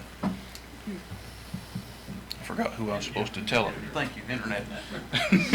I got into the television, forgot internet. But anyway, also you could put a single provider such as Mission or HCA as a telehealth provider there. You can do a single IPTV provider or multiples. The opportunities are actually virtually just endless. So we can put all of that on one single fiber going to a home. So this is kind of what the town's been working at. And I just want to give you a few closing comments. I didn't want to be long, just want to give you a little bit about it. The town just finished, we borrowed $4.6 million for this project, and we plan to award the construction for the aerial fiber to JBL Communications. Our plans are to do that this Thursday at the town board meeting. It's scheduled there. We've got a few clerical things that we need to gather, and as soon as those are finished, we'll award that. Like I said, we plan to do that on Thursday. And finally, if you want to know about how long it's going to last, the construction time is supposed to be about 300 days, barring weather. So roughly a one-year project, and we should have fiber to every home in Highlands. So with that, if you have any questions, I'll answer those. If not, I'll turn it back over to Mayor Taylor. Mr. Sheila, about how many customers? About 4.6 million served. We're going to pass around 3,000 customers with additional fibers, like I said, at the extents of the town going out. Reach. Yes. Will it go down short off? Yes, we'll be going out that direction. We'll have additional fibers at the extent of the city limit, and that's about a mile back from short off. Can other providers tie on to where you end, or how does that work? That would actually be a negotiation with Wide Open. They want to. They've already expressed their desire to extend on out of town, and then the one thing that we really like about it is if a provider attaches to just Wide Open, which they're going to charge a very small fee just for being housed in the building. They don't want to charge the providers because that's going to deter them from being on the network. They're trying to make a really small charge for them. They've done this in other places, and they had allowed all the providers to come on for free, and then they had a lot of folks who said, well, we're going to form an internet company and get rich really fast, and had terrible service. So they said, well, we'll charge a little bit just so that we make sure we've got a reputable company that's going to attach. But once that provider is attached to the network, no matter where Wide Open builds, they will be on that network. So if they continue, and I know there's been some other discussions on some other small communities around in the Otto area, if those providers are attached to Wide Open, then they will also immediately be in any other area that Wide Open builds into. Have they suggested of who these providers might be? We are most common ones. Go ahead. They will, and already have, we've discussed as a town with the local ones that are on our networks right now. We've began discussions with them, and we ultimately point them to Wide Open, but we as a town wanted to formally begin to invite each provider that's already in town to be on this network. And Wide Open also has another, which I do not know the name of, another provider that offers TV and internet services as well that generally is on any network that they provide. Now, the Conversation Club is connecting now, right? Like they're putting house to house. There's 2 country clubs doing it now. Yes, inside the there's gate. been a Is lot that of. Wide Open doing that? No, it's not. They did discussions with them, but I think we were kind of holed up. It took a little longer. If you see, we did the RFI in 2017, so as we've been working out every detail in our contract, some of the other country clubs said, look, we've got to do something now. And essentially, the driver of it was we as a town began to see homes where folks would come in, they would talk to our planner and say, I'd like to buy a home here, can you tell us about the services that are there? And they'd say, okay, well, what about internet? Because we have a lot of second homeowners who come from Atlanta, et cetera. And when they tell them about the internet, they'd say, oh, well, we're going somewhere else, goodbye. And so they move not only out of the city, but they also move out of the county, and then that's tax, because most of them are affluent. They're going to come spend $1.5 million on a home, and they've got enough money to live anywhere in the country, so they just move somewhere else. So that was one of the drivers that we've had. Well, I missed, you mentioned earlier, how many is this going to affect, this fiber bill? I mean, Around 3,000 about around 3,000 homes passed. And currently, y'all hit how many folks with fiber? With fiber, we're just under 100 right now. And you're hitting how many with wireless? Around 200. It's a total of in the 300 range right now. And how is this fiber bill going to impact that wireless number? Do you anticipate All of that the it city, all of the wireless customers in the city will be absorbed into the fiber. As we pass their home, they'll be attached to the fiber. And then anything as far as our fixed wireless that is pointing out into the county, it will not affect. We're you got any wide idea open. how many of that 200 will come off? I'd have to go back and look. I don't actually know the proper number. We've got a large number that are out in the county. And Matt, can I say that they intend on taking over our wireless operation. And while we were kind of limited, we can't go beyond the city limits by putting out antenna and everything. Since they're a private company, they can go wherever they want to gain customers. That's correct. Being we're spending taxpayer dollars, and actually we've worked out a deal with Wide Open that over a period of years they will actually pay back anything that's spent by the town. They will actually repay that. We're fronting the money for that, and then they'll begin a repayment process to the town, so that it'll actually be a net loss of zero once it's over. It'll take about 20 years, but eventually that's how that'll work. Thank you, ma'am. Thank you. Yeah.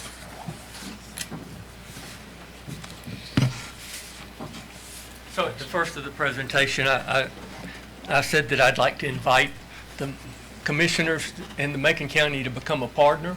And we have partnerships already. For example, with our recreation program, we work great together in making sure that we have the recreation needs met for all the folks that live in that part of the county. So what I would like to propose is that you participate in this program too. We have borrowed money. We are investing in the future, and we believe it will impact that whole part of the county. And I'd like for y'all to consider a capital commitment over the next 4 years of possibly $250,000 each year for 4 years to help us address this need in that area, with the idea that it's an investment that will help move the broadband network well beyond just the town of Highlands, but out into the county. Because I know you have had discussions, like all the commissions in Western Carolina, the need to connect people throughout the entire region, and it will benefit us from economic development, educational access, and most critically, also medical access. So I would appreciate y'all considering being our partner and making an investment and commitment to this effort that we've got underway. So I appreciate your time, and thank you very much. Before you head out, Mr. Mayor, a couple questions. Okay? I just found out basically today that there was some grants awarded, I think it went to Morris? Morris Broadband. Okay. I'm just learning about all this. Did y'all apply for those? No, we did not. So, okay. We've been working on this initiative, and one of the main things that we've had to do is to make sure that we're in compliance with House Bill 129, so we have not applied for those. The county had grants. to apply, I think, on behalf. We applied when we were Tier 1 county, we wouldn't have got anything. Right. We hadn't applied way back when we were Tier 1. Tier 2s are not invited into that. And I would suspect that if they looked at the financial record of Highlands, we'd be at a disadvantage of getting support also. How long's the term of the loan, do you know, Mr. Mayor? Of your loan? For the term of the loan is 15 years. 15 years. Thank you. I was just gonna say, I didn't know, I think that funding from the state, you all are not a provider, right? No, we're not. I think that funding was for providers. That's correct. And really, you know, we're in this process for several reasons. One, we've had our citizens who want to work from home. We have, you know, seasonal residents, and they're very concerned about having adequate broadband. So we've been very concerned about that. And also, since we have a utility grid, we can create a smart grid with this fiber optic network. But in keeping with the HB 129, we will not be the provider. We will not be providing content. That's what Wide Open, our private partner, will be doing. Derek, do you remember, maybe we've been putting something away in our broadband funds? Yes. How much, can you give me a history on that real quick? We have, last year we appropriated into the governing board line item, $400,000 from the Economic Development Reserve Fund that is for the purpose of broadband expansion. Did we spend anything? No. We have not spent anything. Anything the year prior? No. No, the year prior was the first year that we had. 19 And was this the year, first what do you year. have? I haven't done it into your budget, 400. obviously. We have left the 400,000. 400,000. Okay. And let me, Commissioner Tate, emphasize that this is really a capital request. It is not a long-term, you know, ongoing commitment, but we need assistance, and would appreciate assistance in helping moving this forward and getting it I started. understand, it's just like the county's been involved with septic systems and water Right. lines and other capital project infrastructure. And broadband For is many becoming years. the new utility that's becoming Okay. essential.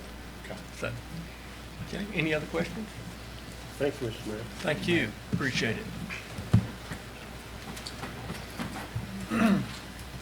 All right, presentation of community funding pool, Mr. Robert E. Smith.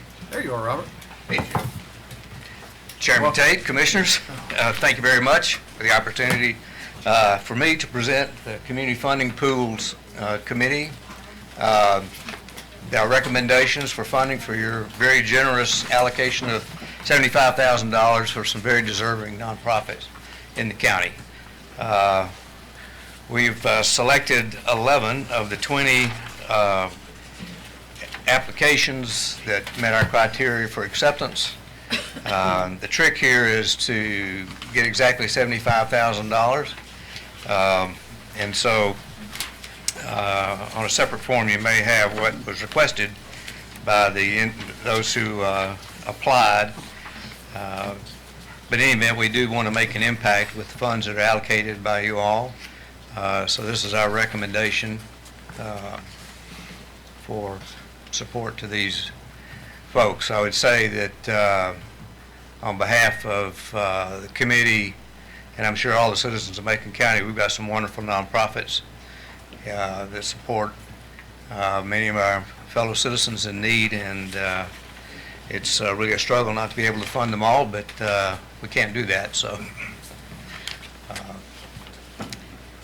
think we've made the best recommendation we can make on your behalf.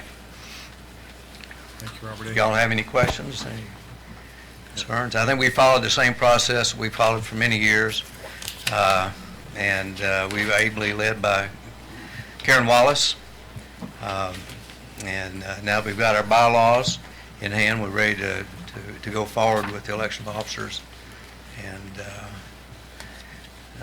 continue our work. Do we need to take action on this tonight, Mr. Manager? Or are we just taking this under advisement, we'll take action on the future time, or? The 75,000 is budgeted, so I think y'all normally approve it because we need to get it spent by June 30th. We need to go ahead and Okay. appropriate it. It was already appropriated, it just needs to be approved. Okay, unless we've got a question, can we get a motion to approve their recommendation?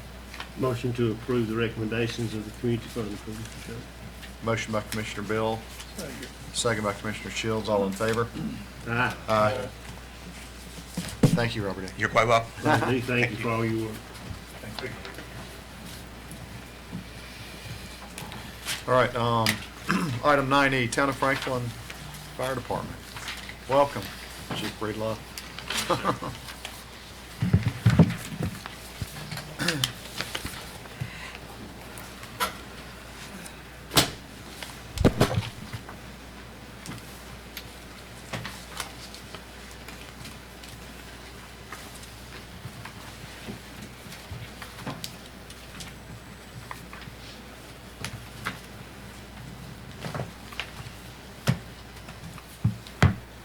Chief Breedlove, would you like me to give you a little history, or would you?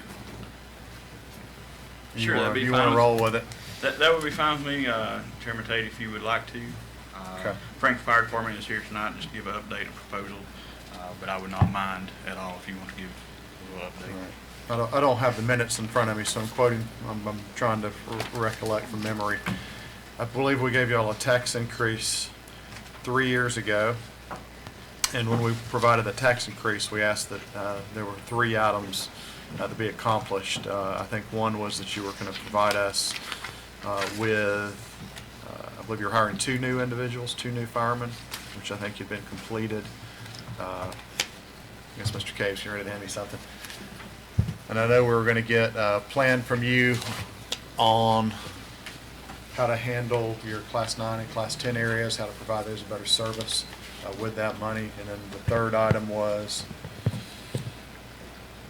let's see, we need to know the balance in the North Carolina Firefighters Relief Fund. Those are the 3 items. And I think we've gotten proof that you've probably on the relief fund. And then we had on the 2 new employees, and I think we're waiting on the third plan of what you're going to be doing to provide better service to the department's Class 9 and 10 areas. Actually, 4 items, and then, thank you, Warren. Go ahead. I think that gives us enough what we're going for, so we're finally going to receive that plan. Yes, sir. Good evening, County Commissioners. Thank you for allowing us to have this opportunity to bring the update proposal to you. I am Matt Breedlove, Fire Chief with Franklin Fire and Rescue, Town of Franklin. And I would like to present this presentation to you tonight. Just to give you a little history to start with, Franklin Fire Department was the first fire department established in Macon County. We were established in 1911. We're a combination department. We're made up of 25 dedicated volunteers. We're made up of 7 full-time staff members and 10 part-time staff members. We have a strong desire to continue our traditions.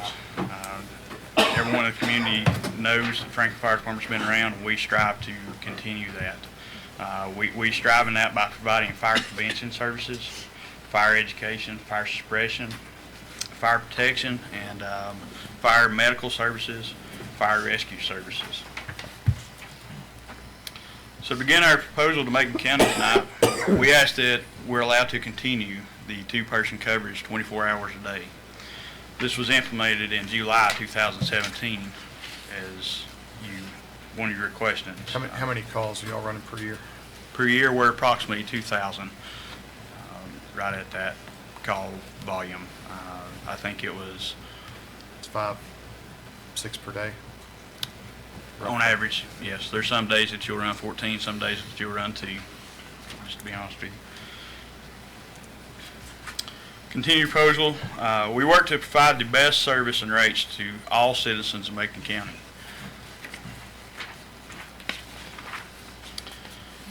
We ask that you allow us to follow our strategic plan.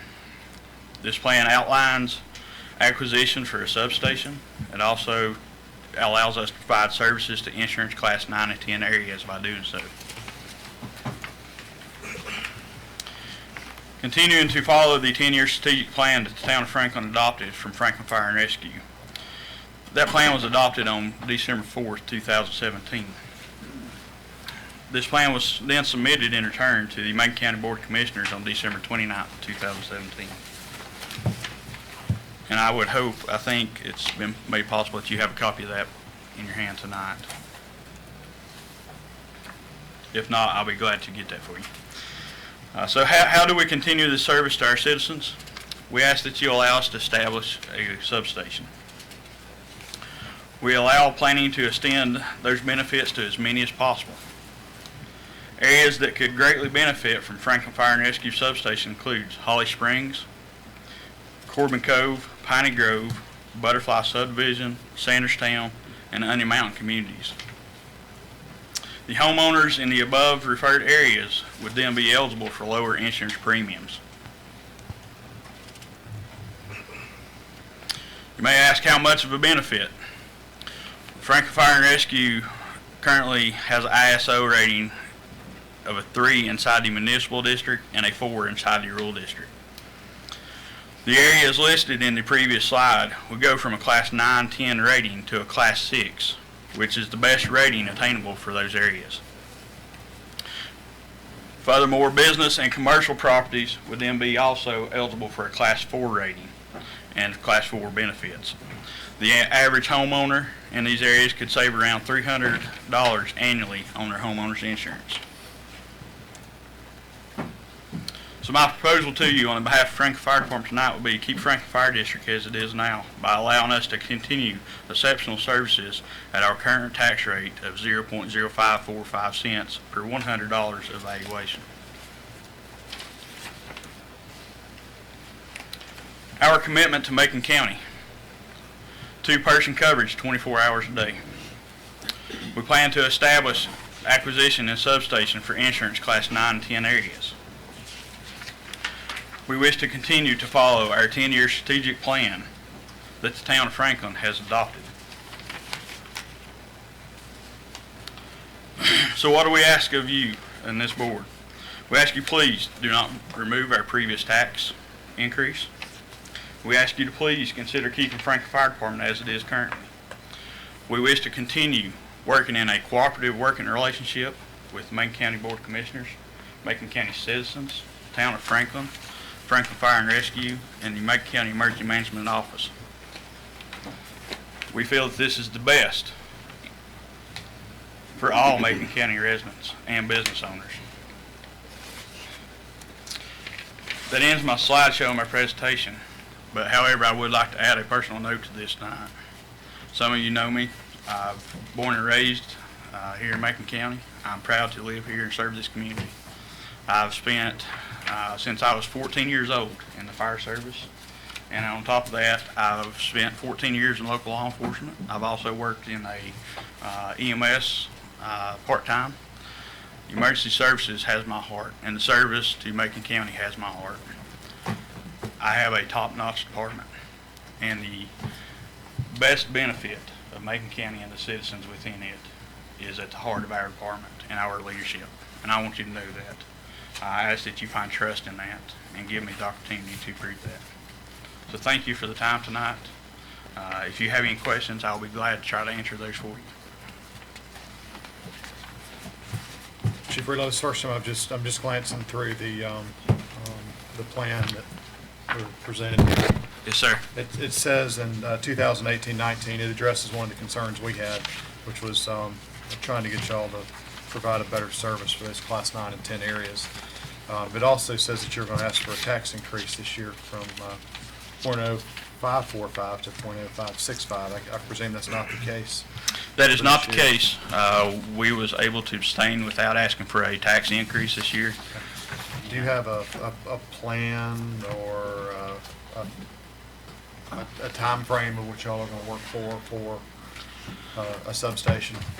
Chairman, hopefully, as noted in this strategic plan during the 2018-19 budget cycle, which ends June 30th, we hope to attain and acquire some type of concrete land acquisition.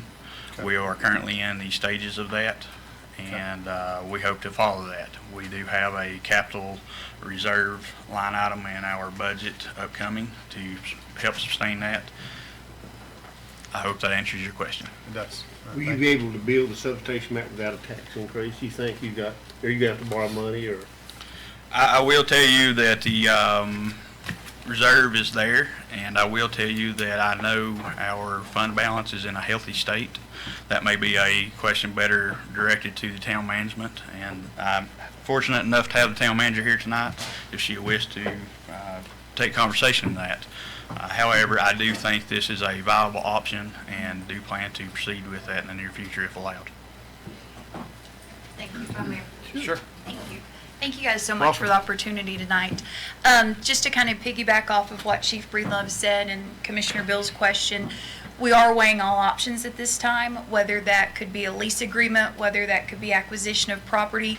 We're still kind of in the preliminary phases to look at that, but we would certainly do our due diligence and look what's best for Macon County residents and the town of Franklin residents and try and do anything to where we would not ask for a tax increase, and that's why we're not asking for one this year as well. That's good. And Chief Breedlove, I know you and I have discussed this before. I don't want you to think that I personally am picking on the fire department for any reason. It's not only you, it's every department in the county that we want to see those insurance ratings drop for our residents. And I think it's in the best interest for everyone that where and when we can to make improvements. And I don't ever want y'all not growing, not trying to improve and not strive to be better, because if you're not going forward, you're either stagnant or you're going backwards. I could not agree more. I want y'all to be on top of it, and again, trying to continue to improve. And I'm happy to see that report. I don't remember, not that it hadn't come across my desk. A lot of stuff comes across mine, but I'll just remember reading it in that detail. But tonight, so I appreciate y'all providing that. So thank you. Yes, sir. Any other questions from the board? What is the circumference of your area that you're going to be covering? Okay, that's divided up in a 5-mile and a 6-mile district from the station. Granted that we acquire a substation, we could cover most of Holly Springs and the listed areas within a 5-mile radius. Okay. Do you bump up any of the county departments? Do you bump up to them? Does Franklin bump up to any of the other outlying, I guess, overlap, is what I'm trying to say? Okay, if I understand your question right, we do have district lines that meet other districts. We are sharing boundaries with Clark's Chapel, Cullasaja, Mountain Valley, and West Macon. Currently, if I'm answering that right. Right. I just didn't know how much overlap you had within that 5 miles. Or if there was any problem with another fire department when you come into their territory. I'm not currently asking to take district away from another district. I'm not asking to push into another district. I'm just asking to improve a insurance rating for the customers that currently do not have that benefit within my current district. And that includes some of the Holly Springs community, the communities that I mentioned in the slideshow and the presentation tonight. Some of those areas and those residents and business owners in those areas could potentially gain great benefits from this. From your circumference, that 5 mile circumference? Yes, sir. Okay, thank you. Thank you. I appreciate it. All right, Mountain Valley Fire Department. Mountain Valley, West Macon. This is Mountain Mhm.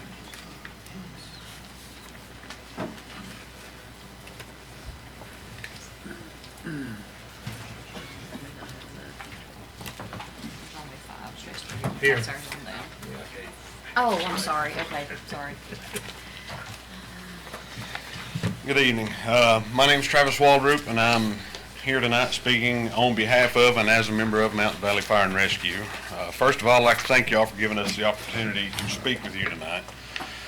As most of you may know, last April there were 6 fire departments in Macon County that underwent a state inspection by the North Carolina Office of State Fire Marshal. Prior to that time, Mountain Valley Fire and Rescue held an ISO fire protection rating of an 8B. which is graded on a scale of 1 to 10, with 1 being the best rating you can get. As a result of that inspection, Mountain Valley Fire and Rescue was able to improve their department rating to a 5, which is something we're all proud of. We feel that without the continuing support of this board and the citizens of our community, our task in gaining this improved rating would have been a lot tougher. There were many hours, days, and months of hard work and dedication spent achieving this honor. We, as members of Mountain Valley Fire and Rescue, would like to further serve the citizens of Macon County, and that's why we're here tonight. We're here with a request and a proposal for expansion of our service district, and feel that we can save our homeowners and taxpayers hundreds and possibly thousands of dollars annually by covering area that would be well inside our proposed 5-mile district that currently lies outside of a neighboring department's 5-mile district, but is still in their current service area. In addition to this request, we're also asking that you as a board grant us additional district that is within that neighboring department's 5-mile district, but is, as you can see on the map, and I will stop right there and apologize for the size of the map, and I can certainly forward that to you by email so you can enlarge it and get greater detail. It is much closer to our station, the area that we're speaking of. We feel that we can provide a quicker response time to those homeowners with the same quality of service as they're currently getting. Mountain Valley Fire and Rescue currently has 30 active members on our roster, and our fleet of equipment is of the highest quality. We train 2 nights each week to maintain our skills and certification requirements necessary to perform our jobs to the highest level. Mountain Valley currently does not have any paid staff, but we hope to change that in order to provide even better response than what we're currently giving. Even though we do not have that paid person on duty, Mountain Valley has never had any delay in response with our fully volunteer membership. Although our primary reason for district change is not for financial reasons, the added tax revenue certainly would further enable our department to hire a paid fireman to provide even greater coverage to our area. We've been unable to reach that goal due to the financial constraints caused by our limited budget and small district size. Our current millage rate is 12.6 cents per $100 valuation in the area that we cover. In the newly acquired service area that lies outside the neighboring department's 5-mile area, we can provide these homeowners with an insurance rating of a 5 instead of their current rating of a 9E.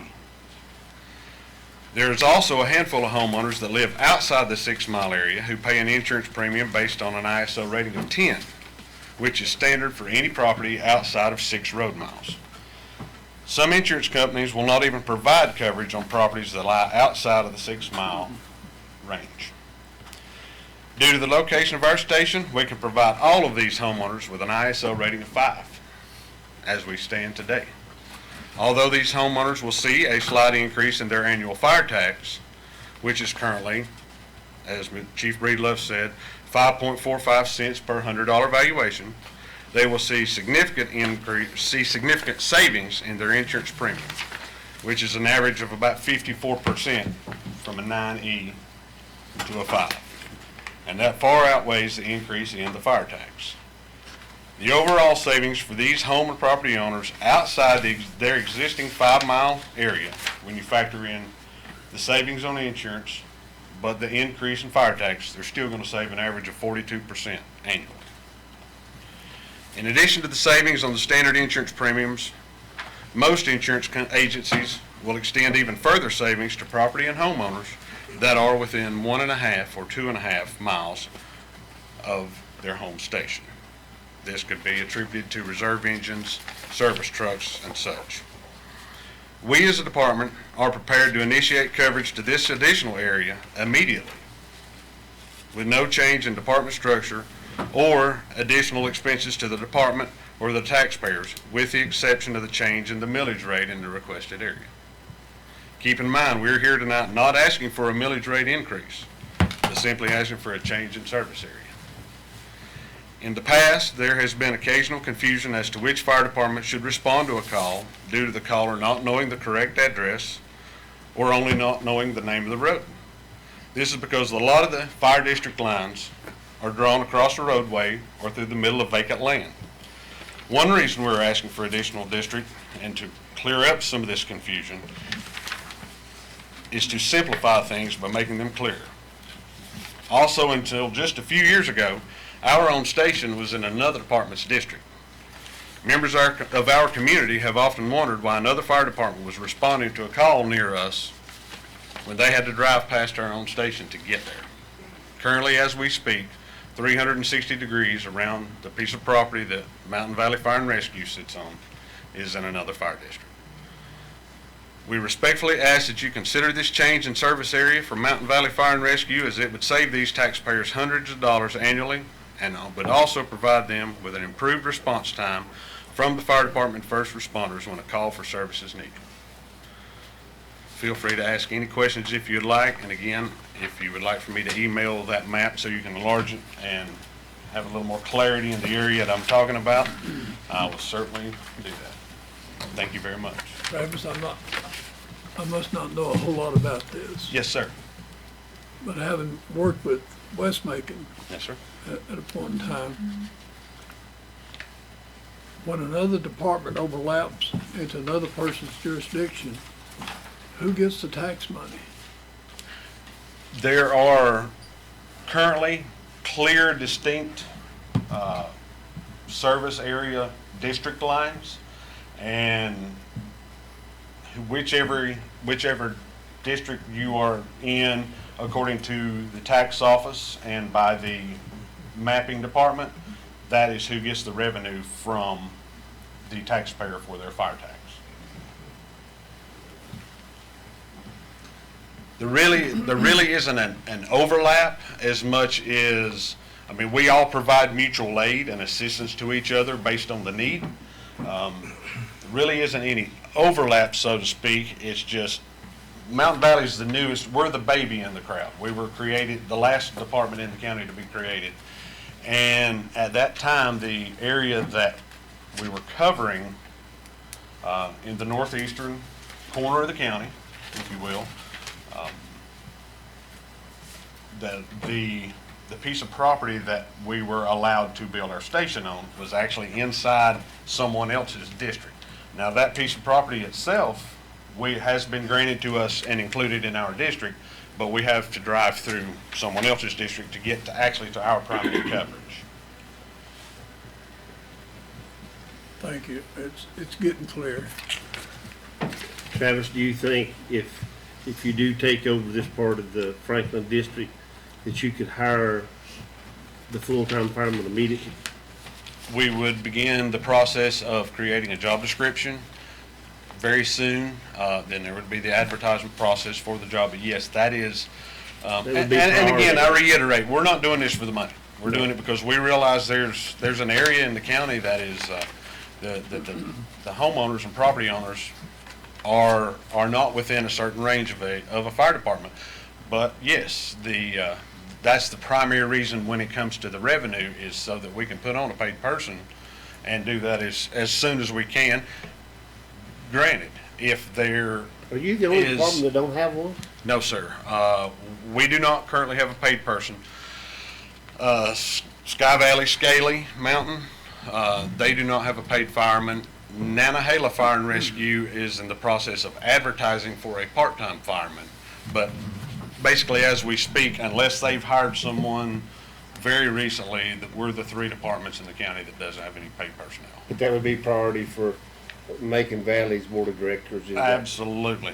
Yes. And, that's even gonna, that would benefit us, the people we currently serve, and the potential homeowners and property owners that we would be serving.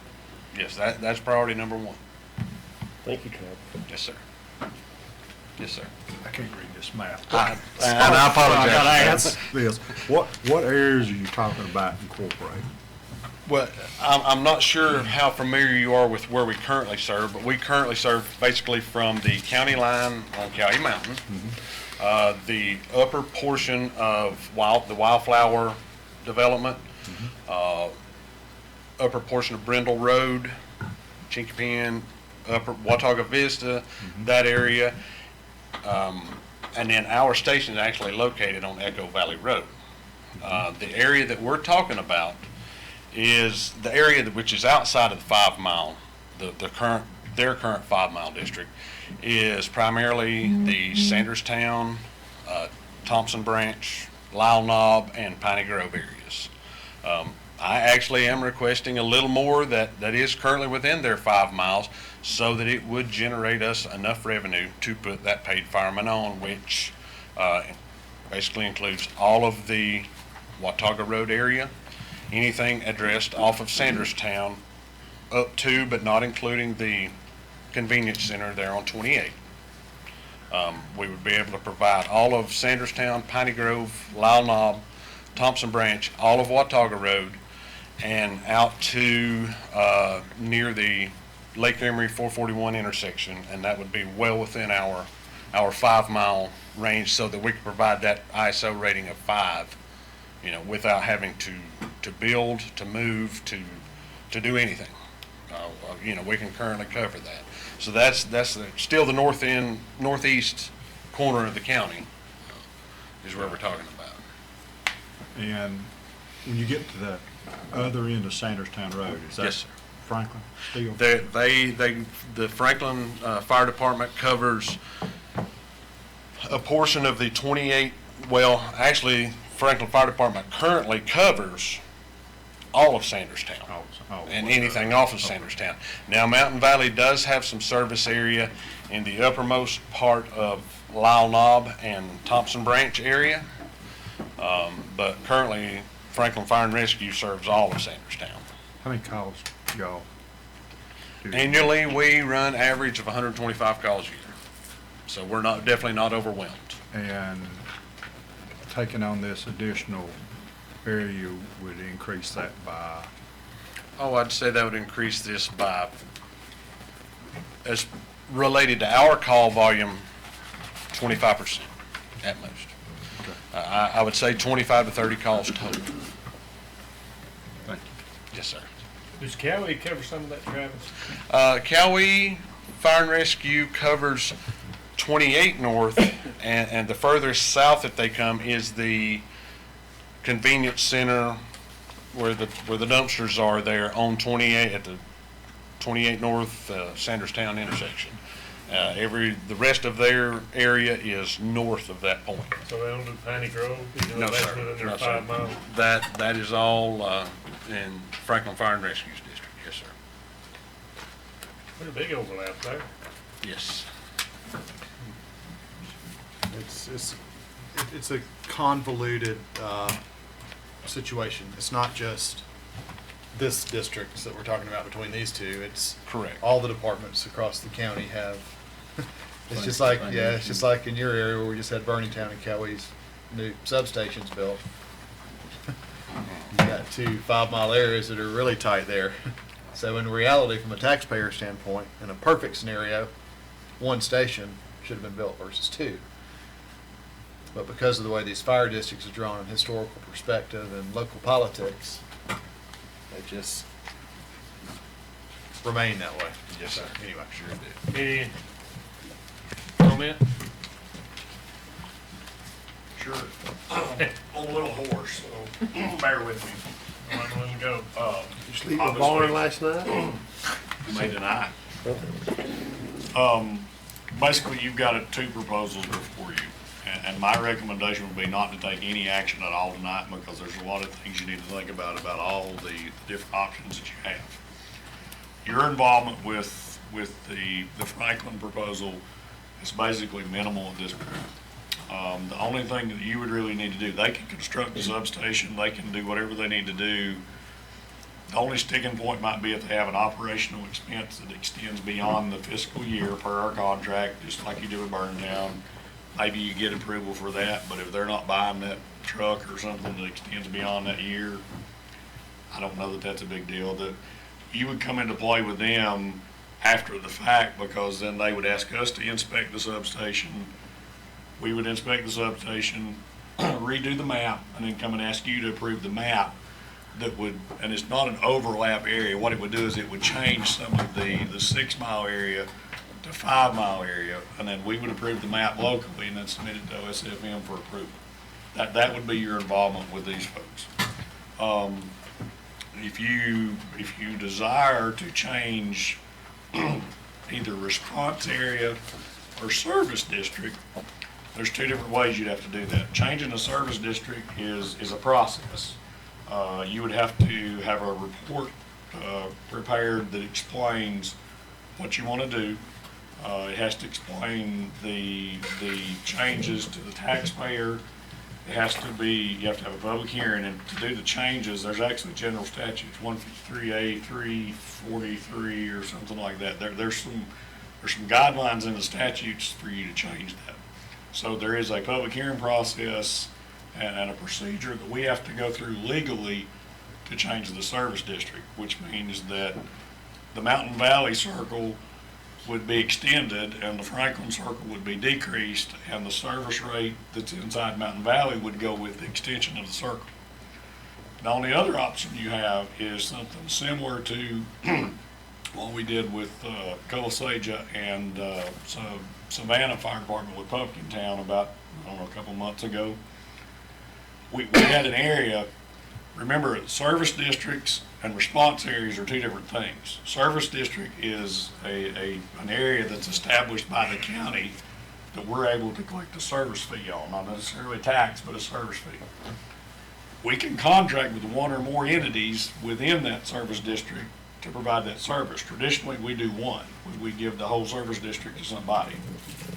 You could cut out part of that service district and contract part of it to them and part of it to them, and the rate would remain the same within the service district. However, that means that the revenue that they're going to collect is not going to be what they thought they were going to collect, which may not allow them to do what they need to do, and it requires both of them to sign a new contract. So that's a whole other legal process we have to do on our end. So there's a lot of things that you need to think about, and the impact on the taxpayer and ultimately the citizens before you make any decision on anything. So I think obviously there's a lot for you to think about tonight, and then once we get some direction, we can certainly look at some different options. One of the things that would make this easier, one of the recommendations we did in the fire study would be that if we had one service fee rate for all the rural districts, that was one of the recommendations we had, which would make this a lot easier, but we don't have that. It would have been a lot easier 15 years ago if we had drawn circles and said, okay, here's a station, we want one right here. And we designed this thing 15 years ago, but we didn't know 15 years ago where we were going to be. So unfortunately, we've got a system that looks a little odd when you look at it the way it is now. And now that we've got departments that have lowered their ratings, that's even more important now. It's come into play a little more now that they have bettered themselves, all of them together over the years. It's a little more important to the taxpayers. So it's certainly not something that I would recommend you making a decision on tonight. You may want to see what the public perspective is on this. Think about the options that you have. And then obviously there's other issues out there that are really similar to this. They brought these to us, but they're not the only ones. So there's other issues that if we open the door to one, we got to be prepared to open the door to the rest of them. So there's a whole lot of stuff that I would recommend you taking back and thinking about.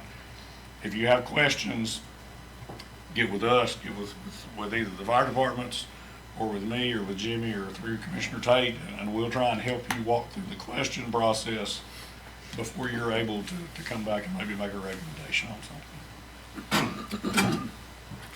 Even though it's a convoluted process with all the fire departments, it's still the best deal this county's got. I agree. A volunteer fire department. Yes, absolutely. No doubt about it. Yes. Thank you. Thank y'all. Thank you, Travis. Thank you, gentlemen. Thank you, Travis. Ward.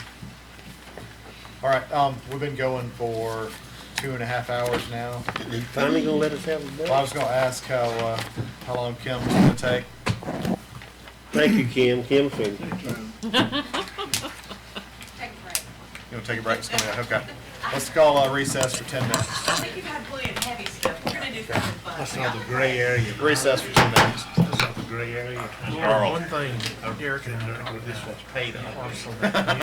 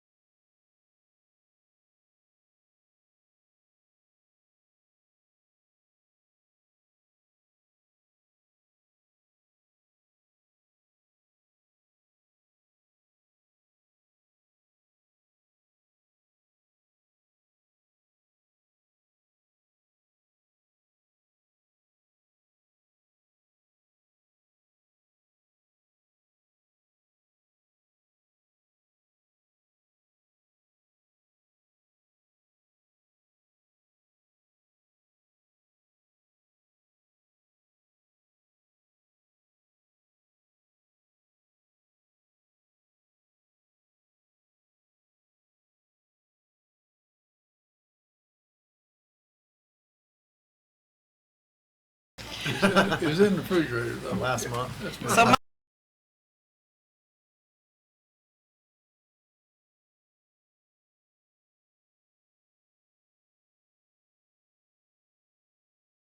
When we talked about this a few years ago, I did promise to come back and let you know how the propane program was going. It has taken us a little while to get to 100% of use on our vehicles, so that's why it has taken me a while to get back to you. So, first, just real quick, why did we decide to use propane? Mostly because it's lower in cost than gasoline. I know that's the third bullet point you'll see on your presentation. But just so you know that it's produced mostly in the United States, it reduces dependency on foreign oil, and it lowers greenhouse gas emissions. So just briefly, it has been since December of 2015 since we first started talking about this project. That was when the bid was approved for the construction of our propane station. After that point, from March to June of 2016, the construction of the propane station took place. We started ordering our propane conversion systems for our vehicles. So pretty much fiscal year 16, we didn't get anything done except getting the propane station built and getting those first systems in. So then things kind of started rocking and rolling from December until the end of fiscal year 17. We had 7 additional propane systems ordered and put on vehicles. That brought us up to 11 of the 14 that could be converted. So July through June of 2018, we put 2 more vehicles on there. That created a 13 out of 14 situation.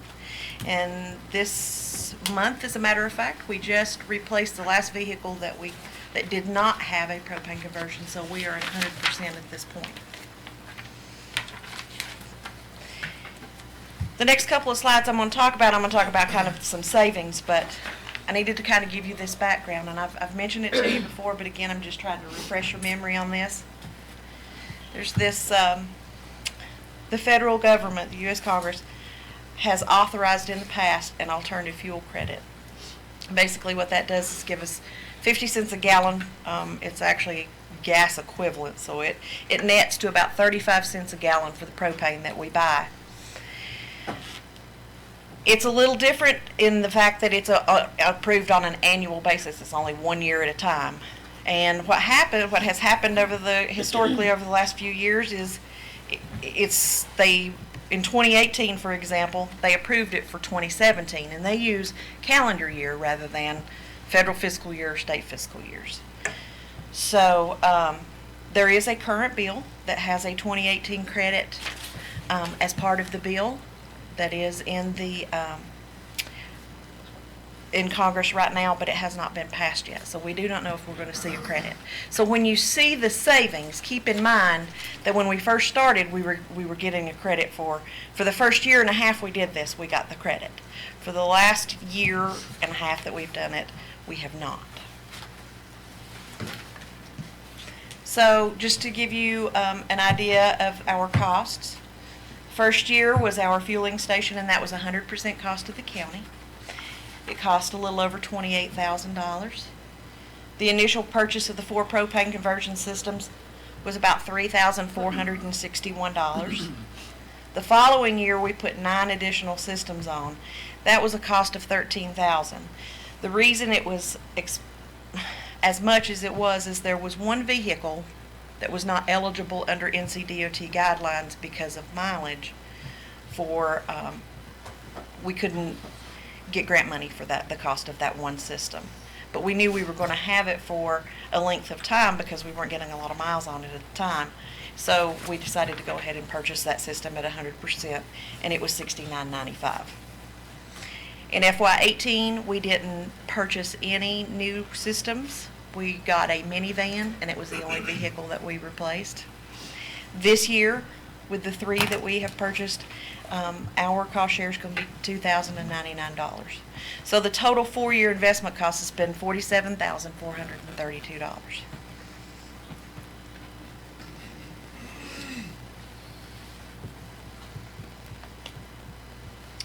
All right, so this is our savings when you're talking about propane versus fuel. First year, there was zero savings because it cost the entire year, and we were not buying propane. We were still running everything on gasoline. Fiscal year 17, and again, you know, remember we were incrementally adding vehicles. So our savings in purchasing propane over what we would have been purchasing fuel for was $11,680. $9,029 then additionally we got in the alt fuel tax credit, and that comes as a check from who, Lori? Somewhere from the federal government. Department of Treasury. Yeah. So the total savings for the first year was $20,709. For FY18, in purchasing propane versus if we had been purchasing fuel, it was $11,854 in savings, plus an additional $6,170 in the alt fuel credit. So the total savings in fiscal year 18 was $18,024. And for FY19 in propane versus fuel through April is $15,028, and we have not had any credit for the alt fuel at this point. So year to date through April 30th of this year, it's been $15,028. So the total 4-year savings for the propane program has been $53,761. I think you heard Derek had mentioned that. I told him not to steal my thunder. So what did that mean? Savings versus cost. It paid for itself. In 18 months, the savings paid for what that 100% cost for the infrastructure was. Fueling station plus the cost of all systems were paid in less than 3 years. And we are now in the black. So we are at a positive $6,329 in savings above what we spent. So the savings at this point, you know, what we hope to do is we hope to continue that. I don't think there's going to be any problem with continuing the savings cost. If for some reason propane takes some huge leap over gasoline, the great thing about a biofuel system is we just don't use the propane. We use gasoline. That's the great thing. So far, we haven't had a lot of problem. We haven't had any, there's more than like a couple of months where propane was lower. Oops. So that's the propane program. It may have taken me 3 years.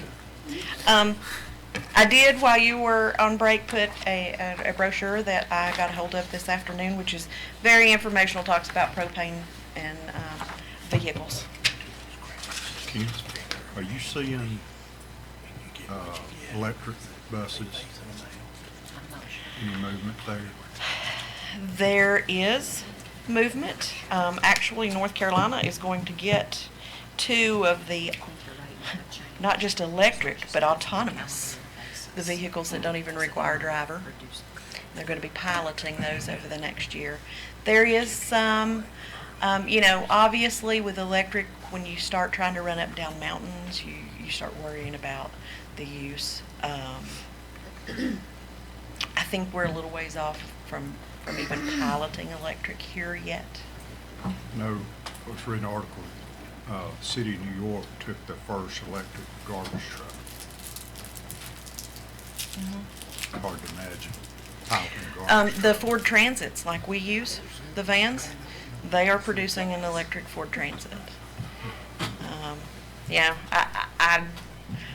I would be hesitant to try that here because of, in Chattanooga, they've run electric, if you've ever been to downtown Chattanooga, they run the little buses up and down, just up and down the street all day long. They get about an 8-hour charge out of those, and it's a flat, you know, back and forth. And I think the battery drainage here would just, I mean, I just don't think we are, I don't think the technology has reached that. And one of the things I just heard at a conference is a lot of the problem is they're still using transmission and drivetrain technology that's built for gasoline and trying to put it in electric vehicles. Now that's as mechanical as you're going to get out of me. So, other questions about the propane program? Very good. I'm very happy to finally report to you, and again, I'm glad that I could report that we are in savings mode now. When does the fuel tax credit run out? When will they? Well, they authorized it last year for 2017. So it's done. We have not gotten any credit for 2018 at all. But again, there's a bill apparently in somewhere in the federal, either the House or the Senate, at the federal level, that includes reauthorization of this credit for 2018.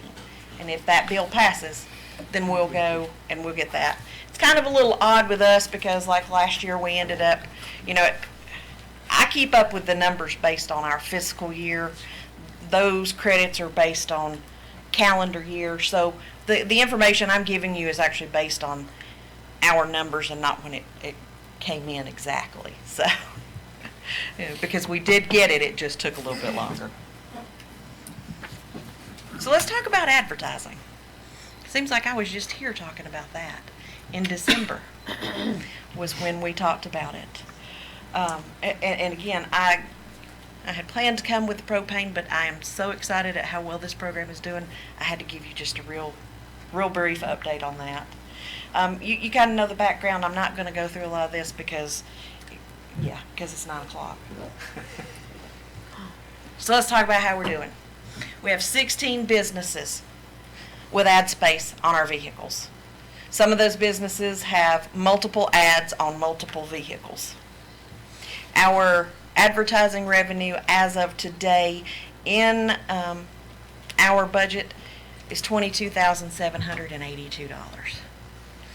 We have spent $3,348 in production of the ads, and as you'll recall, my staff are the ones who are actually installing the ads, so the only thing we're paying for are those advertisements.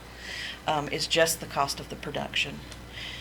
So our profit as of today is $19,434, which, given the fact that there may be some federal loss of money next year, we were very, very happy to know that we were proactive enough to do this. And I feel like that's the thing I want to let you know is I felt like we were very proactive when we did this. Todd, you can put it on our ambulances.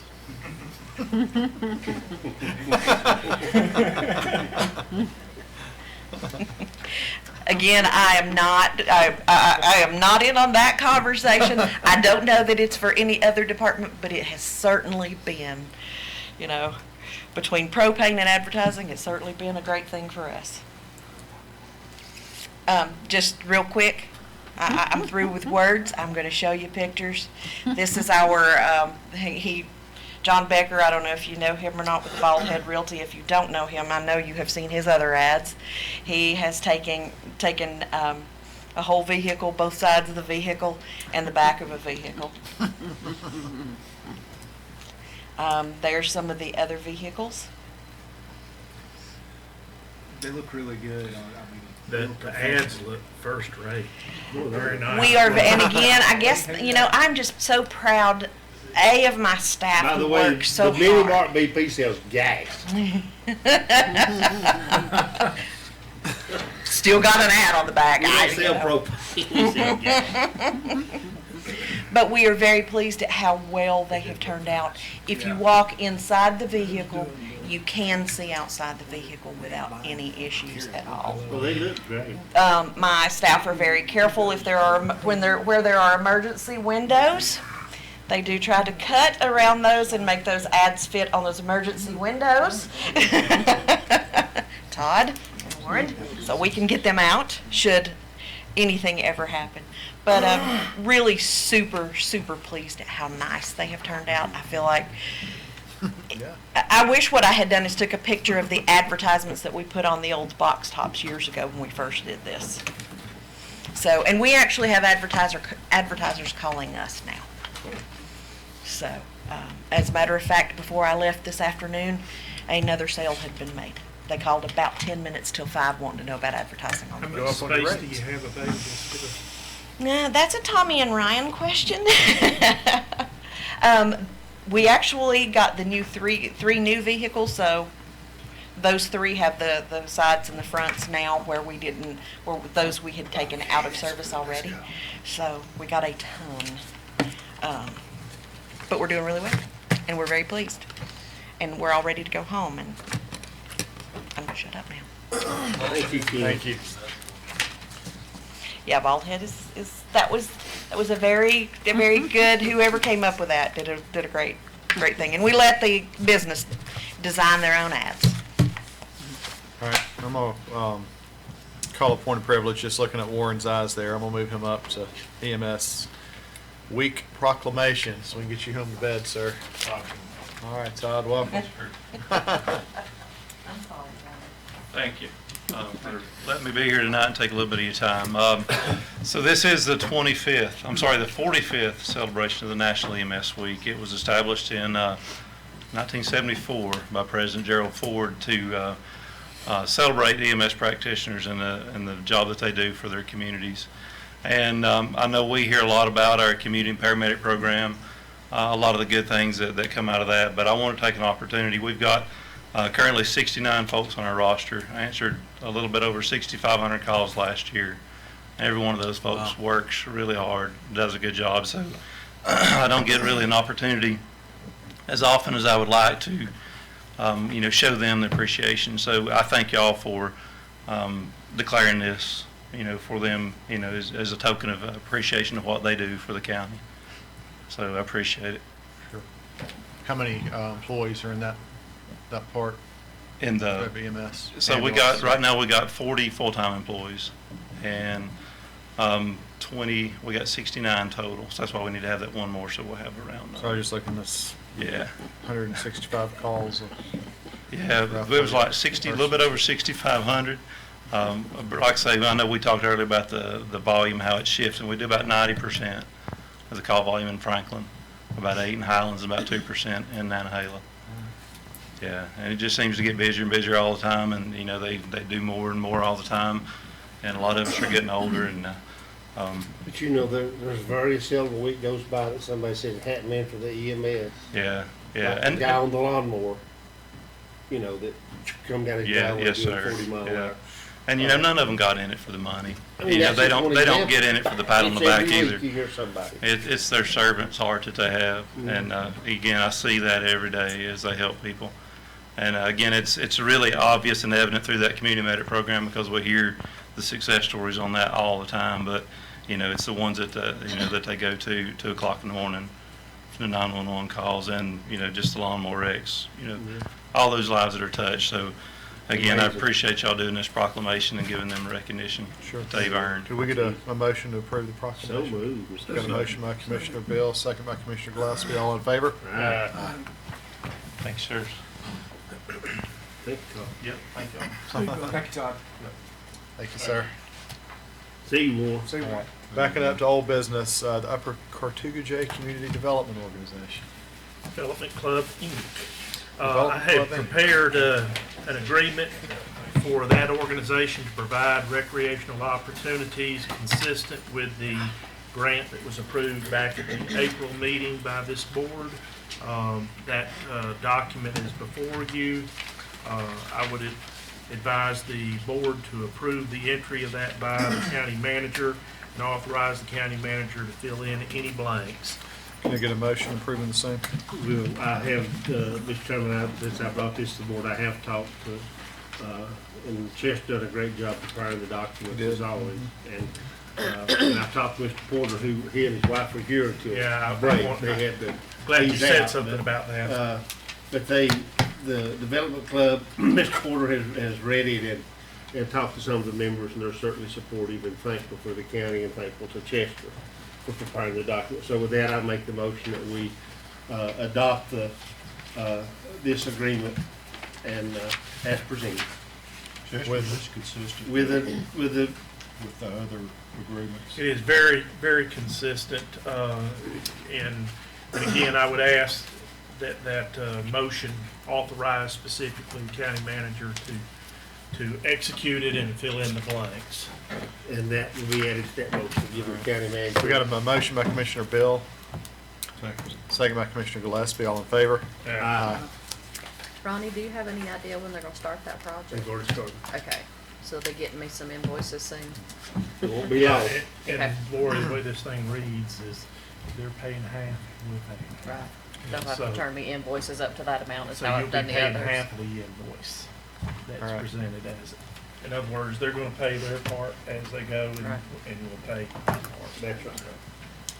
Moving into new business, 11A, resolution in favor of a relocation of a portion of Airport Road. Commissioner Gillespie, our airport liaison. You gonna talk about that, Derek? You want me to? Long story short, if you go past the airport main entrance on your right and continue on past the airport, the state road cuts through property that is owned by that is part of the airport. And what the airport authority's done is reached out to North Carolina DOT and several other folks about the possibility of basically straightening the road out so that that property that's on the opposite side of the road from the airport would then be on the same side of the road as the airport. And they have some plans for that moving forward. So they would just like this body to support that. Or would they have to replace that bridge? I don't know the answer to that, sir. I believe they would, wouldn't they, Paul? Wouldn't you think? I mean, that's a bad, all that right there, that's a bad Paul drives it probably. He's probably not drove it over 9 million times. I don't know the answer to All right, can we get a motion to approve the resolution? that. Now, that is, wait just a minute, that is their resolution. That is not a can we offer resolution of the county. A nod of heads in support? So I guess what we really need to know is, do you want a resolution prepared for the county that you could adopt next Tuesday night? Or are you just going to have your minutes reflect that you're supportive of it? My understanding is that they went to the town of Franklin, and I think they were going to town of Highlands and to this body and asked for just a vote of support. I think that's fine, then. Just need to make sure Mike makes that abundantly clear in the minutes. Can we get a vote of support? So Get a moved. motion? Yay. Motion by Commissioner Gillespie, second by Commissioner Bill. All in favor? Aye. All right. Item 11C, John Fay, I guess that was the funding. Yes, the WAF and HARP application funding for fiscal 20 to make application for $191,644. We get a motion to approve. So approved. Motion by Commissioner Bill, second by Commissioner Shields. All in favor? Aye. Consent agenda. We need to remove the item A, minutes of the April 9th. They're not quite ready yet. And then we added, under item B, budget amendments number 225 in the amount of $7,105 for Health Department. Maternal health. Okay. We get a motion to approve the consent agenda. So moved. Motion by Commissioner Gillespie, second by Commissioner Shields. All in favor? Aye. Appointments. We have Airport Authority. I think we have 2 openings. My understanding, we have We're filling Mr. Jenkins' seat right now. all right, I'm sorry, I'm confused. Our agenda shows Pete and Miles. So we're going to reappoint Pete Miles them. are coming up. Okay, Tommy has already okay. So we're filling stepped down off board, so we're filling Tommy, and then we're going to fill Miles and Pete at June. Whenever That's what it the says. airport authority brings forth recommendations. Okay, perfect. So we need a recommendation. I think there's about 4 or 5 Yeah, names in there for Jack Horton, Frank Montgomery, yeah. Stacy Guffey, and Janet Shaw. In my conversations with Chairman Gregory, the airport authority talked to all these individuals, and they feel like Mr. Horton has a lot to bring to the table, and they would recommend that this board would put Jack Horton on. Motion to appoint Mr. Horton to our board. We've got a motion by Commissioner Bill to appoint Jack Horton. Second by Commissioner Gillespie. All in favor? Aye. All right, Transportation Advisory Board, going to be adding some additional. May Go I ahead. ask, is this board, does it have a set number of members when it was formed? I don't know enough history to answer that. Yes, I'm still here. Transportation Advisory Board, does it have bylaws? We do. What's the membership? Because what I'm asking is you may need to amend the documents that set the number of members on that board if you're going to add 6 members as opposed to replacing 6 members. Does that make sense? Mhm. We'll just hold off on it till June. Yeah, as long as it's June, because I got a meeting in June, but it's not later. Okay. We can do it. We're meeting next Tuesday, too.